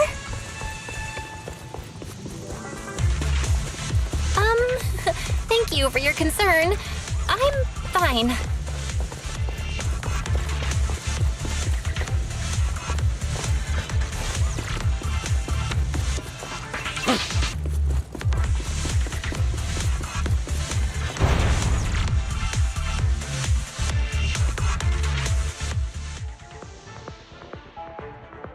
Master, a complex mechanism has been detected ahead. To pass through, you need to activate all 3 smaller mechanisms. Suggestion: split up and handle them simultaneously to save time.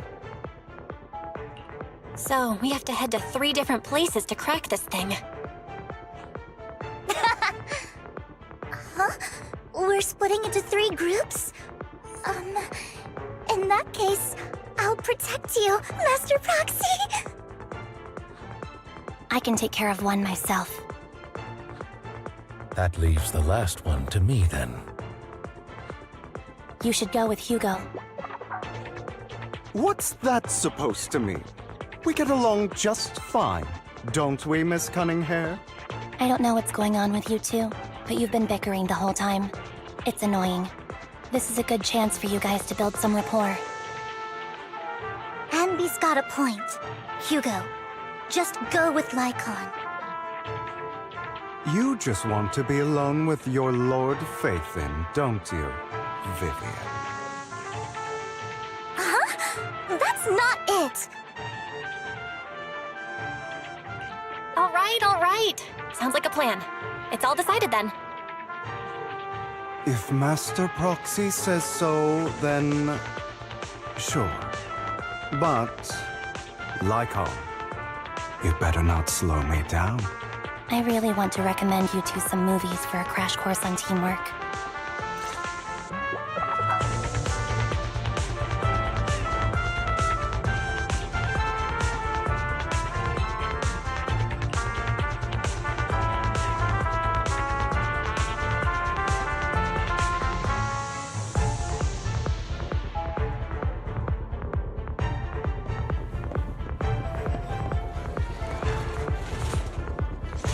Lord Phaethon, there are too many ethereals here.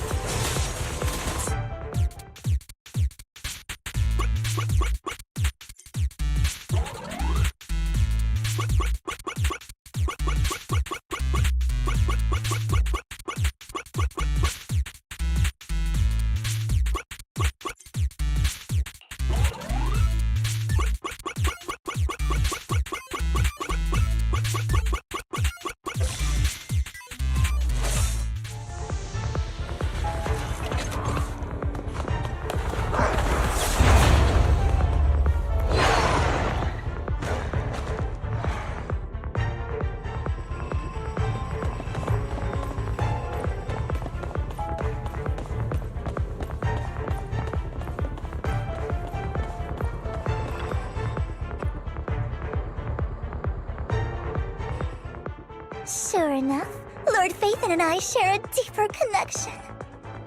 Sorry. I hope I'm not being too forward. Goodness me. Somehow I'm fighting alongside Lord Phaethon. It's like all my dreams are coming true. I'm going to wake up any second now, aren't I? No, this isn't a dream. I'm real, see? You can even hold my hand. Not only is Lord Phaethon incredible, but super kind. That's it. I pledge to be a die-hard Lord Phaethon fan until my very last breath. I'm happy to hear that, don't get me wrong. But why do you like Phaethon so much, Vivian? Lord Phaethon is my light. The one who saved me in my darkest, most desperate times. Like a deity who rescued me. You probably don't remember, but You really did save me that day. Wow, it's so embarrassing to say all this in front of you. Sorry, I hope I'm not bothering you too much. Of course not. Thank you for your loyal support. I should be the one thanking you. Just being able to see Lord Phaethon makes me the luckiest person in the whole world. Sorry to keep babbling like this. I wonder how the others are doing. I'm sure Anby will be able to manage. She's great at this kind of stuff. But as for Hugo and Lycon, let's just hope they don't get into a fight with each other. Roger.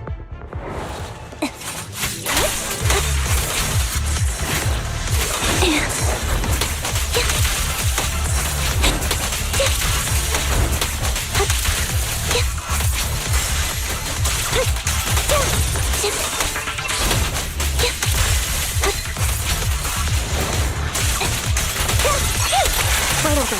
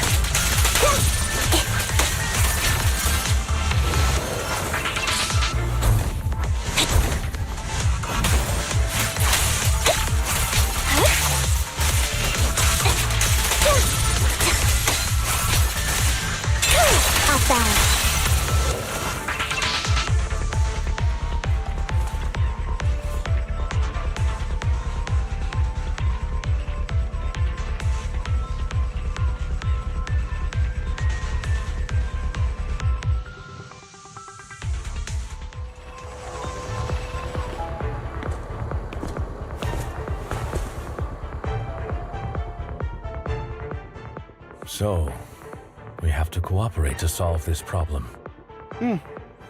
That's a real shame. I have no intention of arguing with you right now. Master Proxy and Miss Vivian are elsewhere, and we must rendezvous with them post-haste.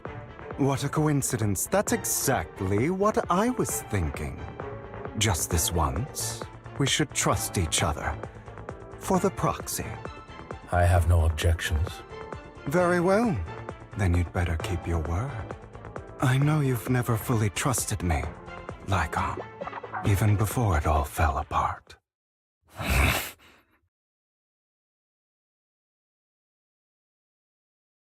You wanted to speak to me alone?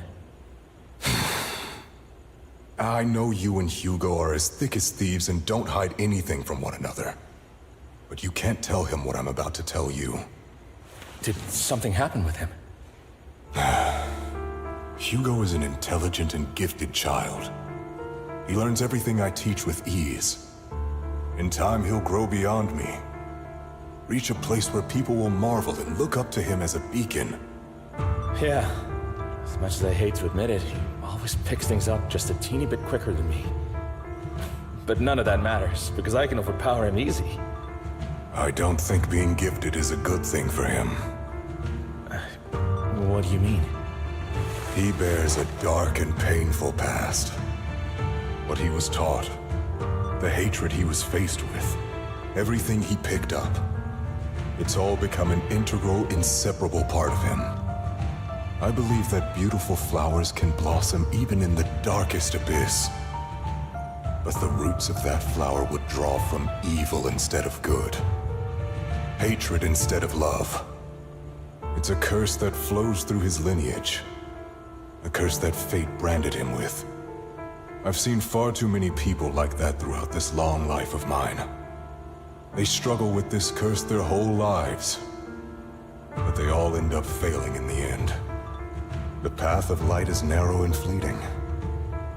And the darkness is filled with such temptation that dropping your guard for even just a moment can send you spiraling straight into the abyss. Do you mean Hugo's going to be a bad guy? I don't know. I hope he'll always stay true to his heart. That he won't give in to hatred and ambition. That he won't become the dragon that must be slain. But he has inherited the seed of evil. You cannot let it take root. I'm afraid I won't be there to help you. There's not much life left in this old body of mine. So then, Lycon, promise me now. You must hold his chain tight, to restrain him, to stop him, and when necessary, to choke him.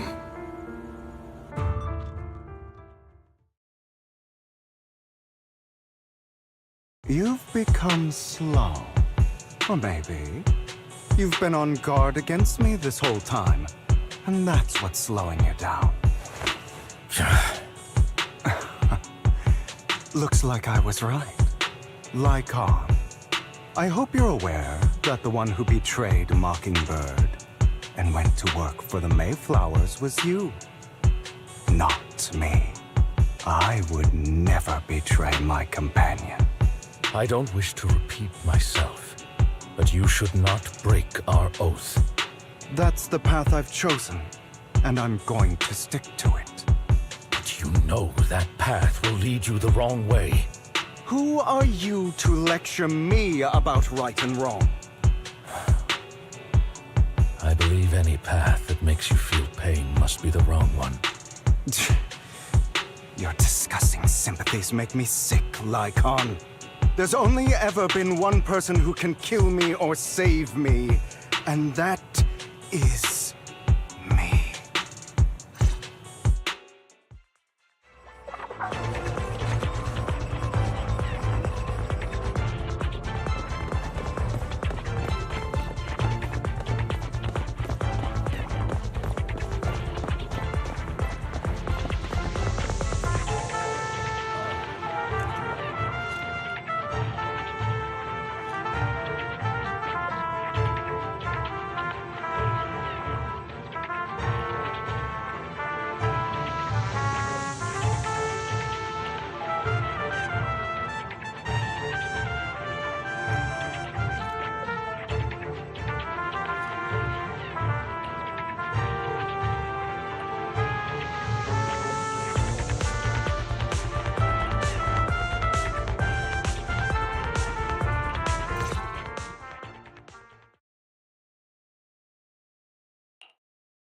That was loud.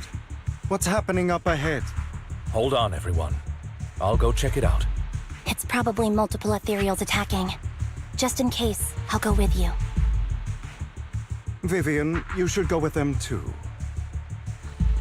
Keep an eye on Lycon, will you? I'm worried he might sell us out to the mayor when he gets the chance. I'd never do that. But if Miss Vivian wishes to join us, she's more than welcome. Okay. Then I'll go with you. Why do you look so nervous? I've spent so much time by your side already. I need to get away from Lord Phaethon for a little bit, or I might die from this overwhelming happiness. If that's the case, Miss Vivian, feel free to come along with me. Okay. All right. So, how does it feel to be worshipped, Lord Phaethon? You had that figured out a while ago, didn't you? Sharp as always. But of course, I couldn't spoil it for her. She has to figure it out on her own. That's what makes it special. Not only that, you asked Lycon and Vivian to leave for a reason. Is there something you'd like to say to me? I can't keep anything from you, can I? I've always treated Vivian like my own little sister. Maybe it's just a coincidence, but she looks a lot like Serena. I think I mentioned it before. Serena was my half-sister. She passed away a long time ago. Vivian adores you. Whether you're Phaethon or just Belle. Of course, I also have a lot of respect for someone like you. Strong, fair, and genuinely kind. So I hope... I beg you, please keep her safe. Hang on. What's that supposed to mean? Think of it as the last bit of conscience I have left. A kid as pure as her. She should stay alongside someone who walks in the light. Like you. Not even Vivian can agree with all my beliefs. One day we'll go our separate ways. Your beliefs? What do you mean exactly? You probably heard from Lycon. We swore an oath when we started Mockingbird. We swore to use our own hands to right the wrongs in this world. But never, under any circumstances, would we take another human life. I stayed true to my words. Until my father, the man I hated, stood right before me. I could have ended his life easily, but I hesitated. I remembered that damned oath and their repeated attempts to convince me. I didn't do it. Because of that, innocent people died. All because of him. If I'd killed him first, then none of those tragedies would have happened. People like him don't deserve to live. After that, I realized sometimes taking one life really can save countless others.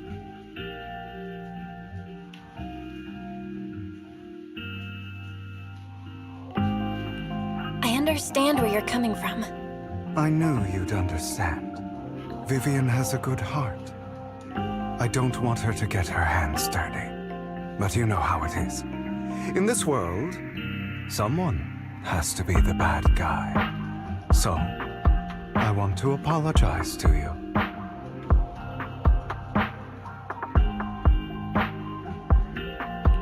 Why apologize all of a sudden? You're incredibly strong, kind, capable, and really, really lucky. The world needs more people like you. Remember that revenge movie I told you about, Children of Devils? I still haven't found it, but I came across another videotape with the same name. Turns out, in that story, the Children of Devils are actually the children of gods. Sorry for rambling. Hope you don't mind. They should be back soon. Please, look after Vivian for me.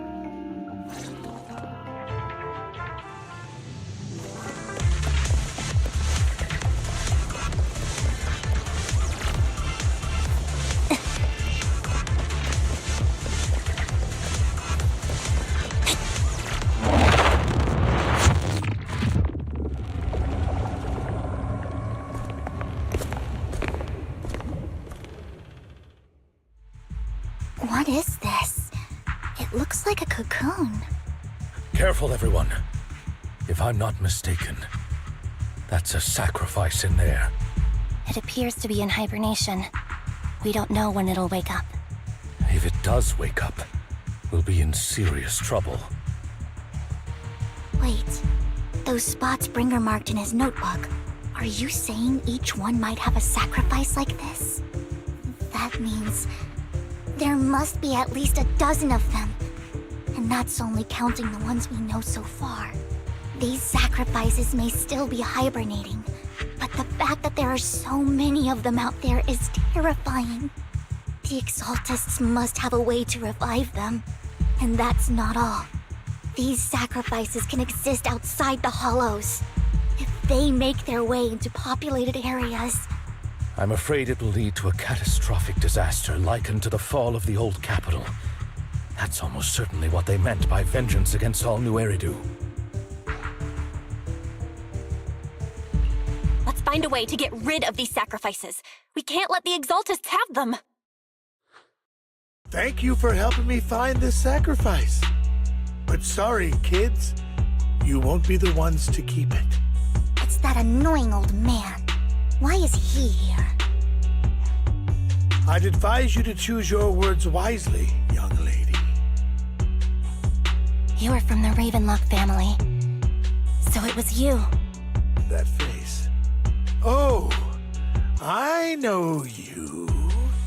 I heard about what happened to your friend. Truly unfortunate. If only she'd been smarter. It seems your goal was this sacrifice all along. You've been tailing us, haven't you? Keeping your distance so that I wouldn't notice. As expected of a Wolf-Thyran, you are very perceptive. That's right. All thanks to your ex-partner, we were able to carry out our plan smoothly. My ex-partner?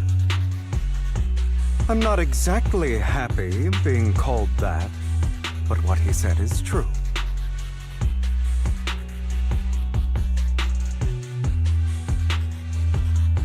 Wait, Hugo, what do you mean? I made a deal with Mr. Hartman in advance.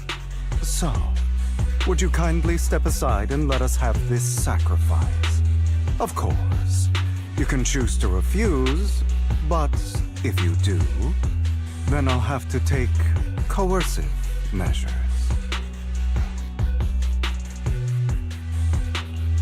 What did you offer him? Everything we know about the sacrifices plus the core itself. But why? It's simple. I want to climb higher. Mr. Hartman offered me a chance to join Tops. Who could say no to that?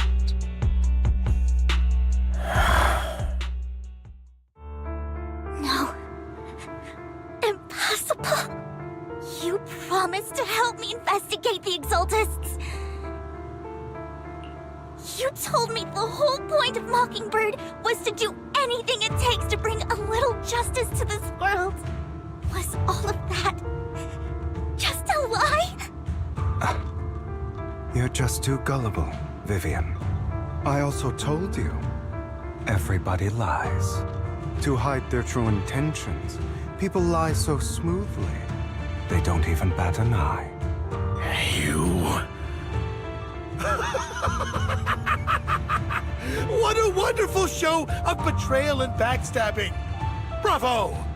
I've got no interest in your little feud. But would you all be so kind as to step aside? My men still have some delicate handiwork to do.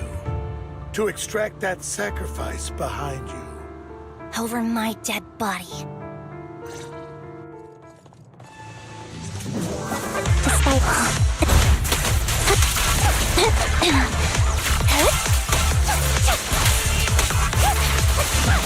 Mind the blind spots. Stay calm now.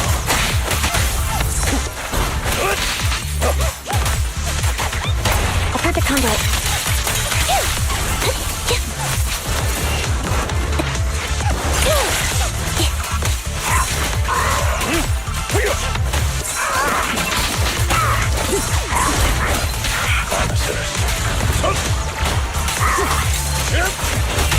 Flip the switch.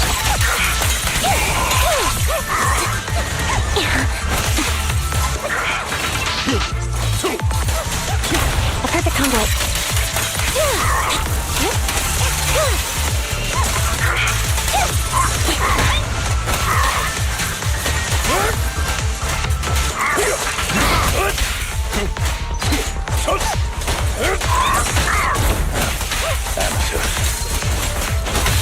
Flip the switch.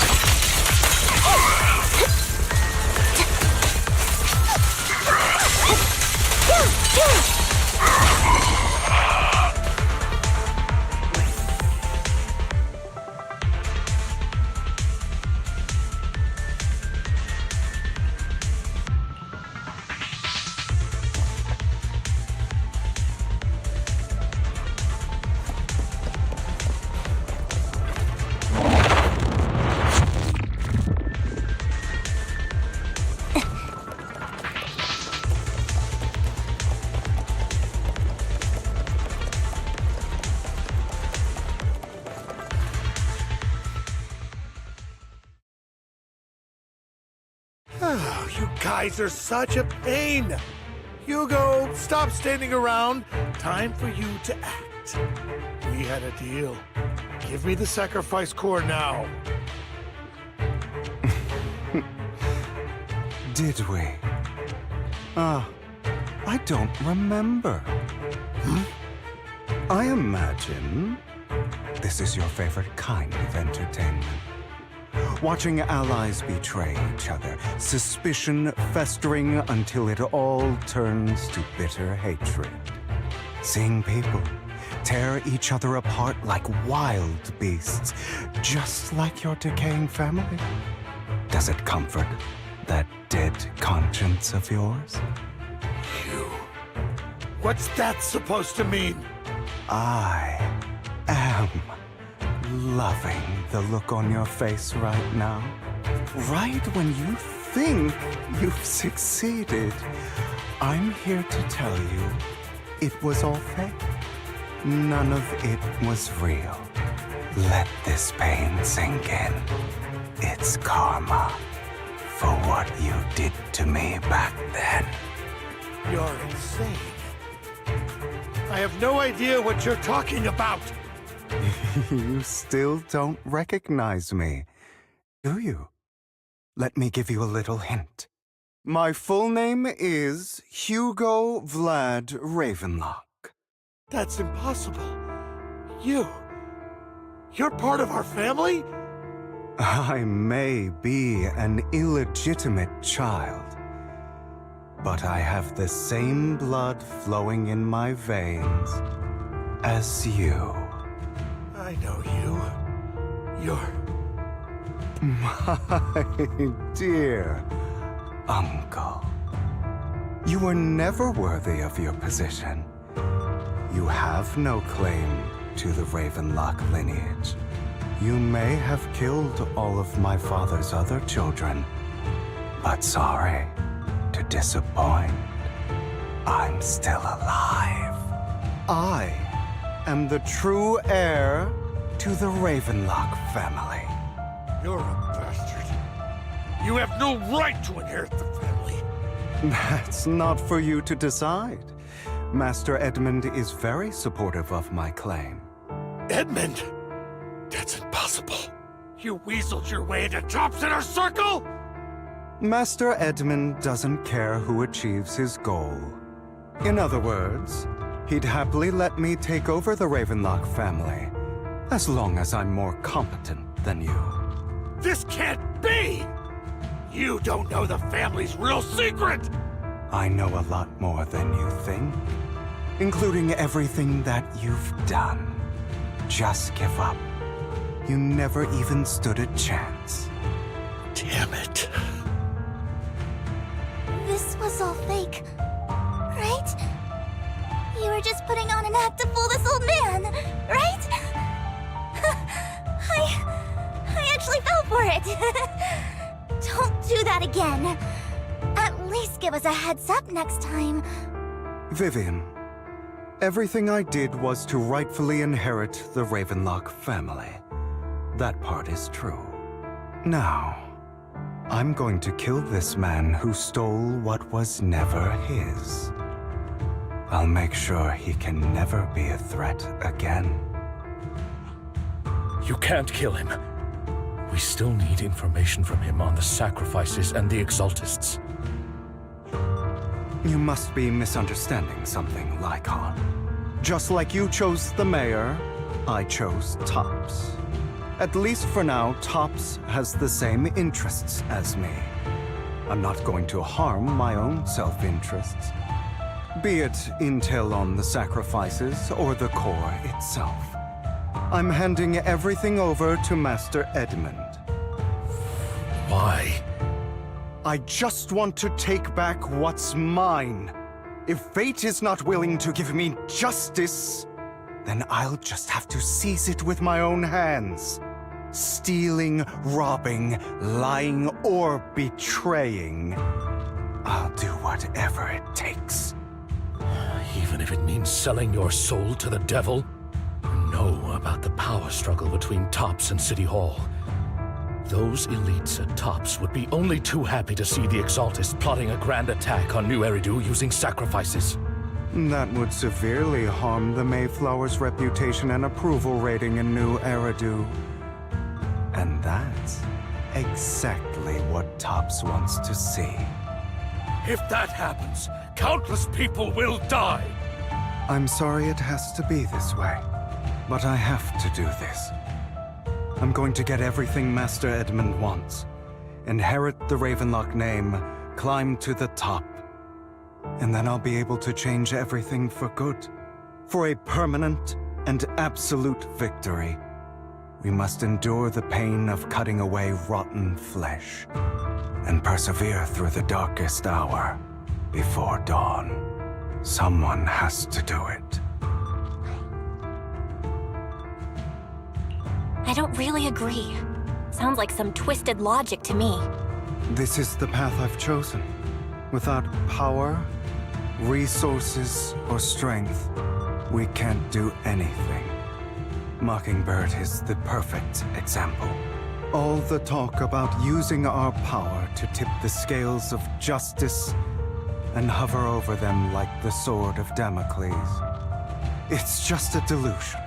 In their eyes, we're nothing but annoying gnats. Mockingbird has never really changed anything or saved anyone. Never in the past, not now, and never will in the future. None of it matters.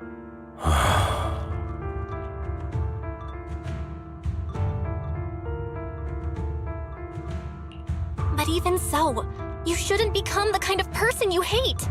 Sorry, Proxy. I know what you're trying to say. But this isn't some children's story of a dragon slayer becoming an evil dragon. Sometimes, to slay the dragon, you must first become one. With sharp claws, rending fangs, and strength enough to destroy anything. So I will bloody my hands. I will carry the weight of my sins. I will become the Abyss.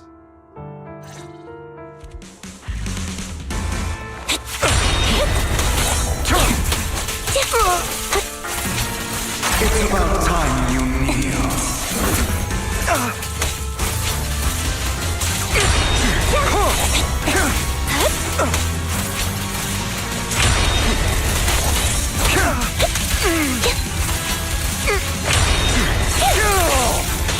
My way.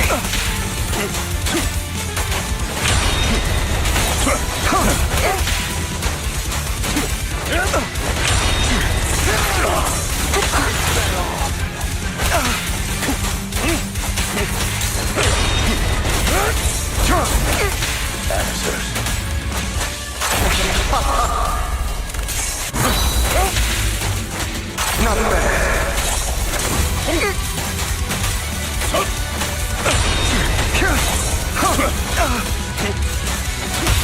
A perfect conduit.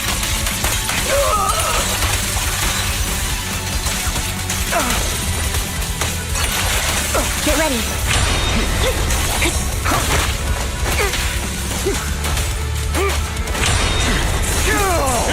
Out of my way.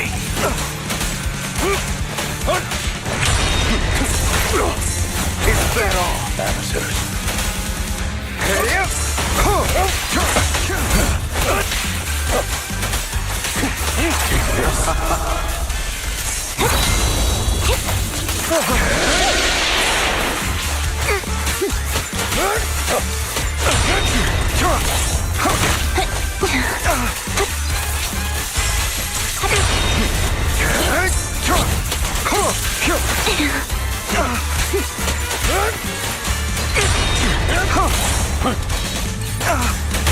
Flip a switch.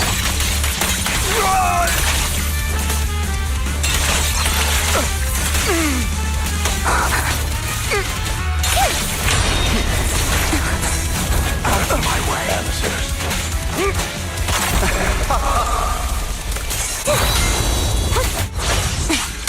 Loyalty.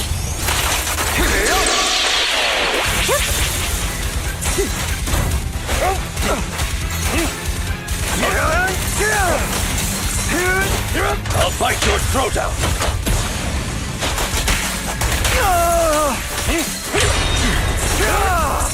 Is that all? What you deserve. That's good.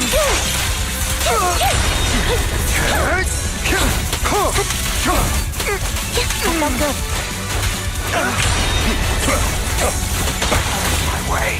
Easy.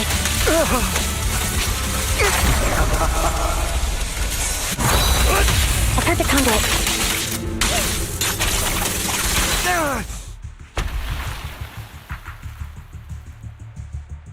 All right, you got me.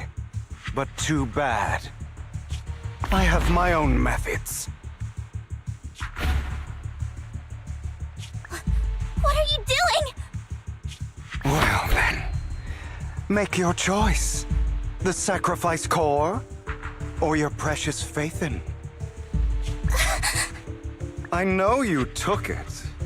Don't forget, I'm the one who taught you that. Okay, the core is yours. Just leave Lord Faithin alone. What a shame. Did you really think I'd keep my promise? That's right. This is the real me. What's the matter? Thinking of killing me? Didn't you say all life is precious? Drop your foolish facade. I knew it. You... He has inherited the seed of evil. Do not let it take root. When the time comes, you must be the one.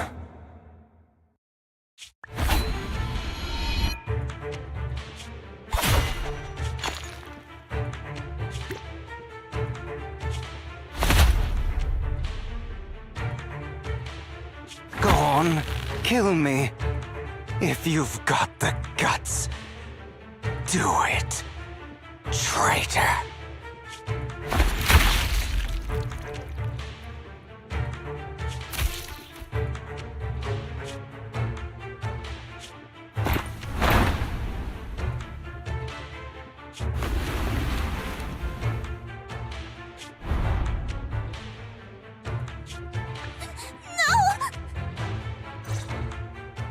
Master Proxy, are you okay?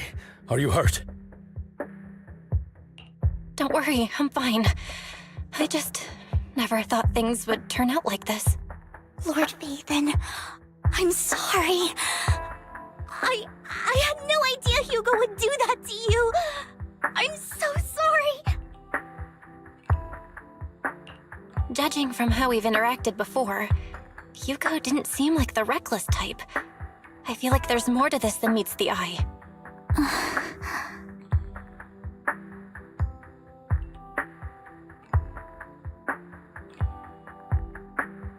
Hugo, he... That's a hollow down there. If you need, I can arrange for someone to go in and search for his body. That isn't necessary. To be frank, I thought you'd hate him for his betrayal, Miss Vivian. I do hate that he's keeping things from me, but all these years, Hugo's been like family to me. I believe he's still with us. Me too. There's a chance he's still alive. I'm terribly sorry, but I must tell you, it is impossible for Hugo to be alive. My hand went through his heart. Sorry to interrupt, everyone. But just so you know, Hartman's gone. Probably slipped away during all the chaos. I'm sorry, I was so focused on Master Proxy's safety. I wasn't paying attention to him. Same, but it doesn't matter. We all know what he did. And he will pay for what he did today. Yes. I'll be reporting all of this to the mayor. He's not getting away with this. Well then, now that it's all over, let's head back.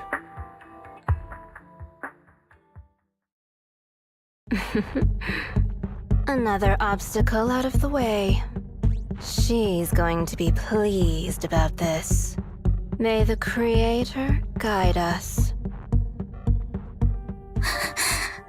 Fear, suffering, despair, and destruction. That's the future I see. or Faithin.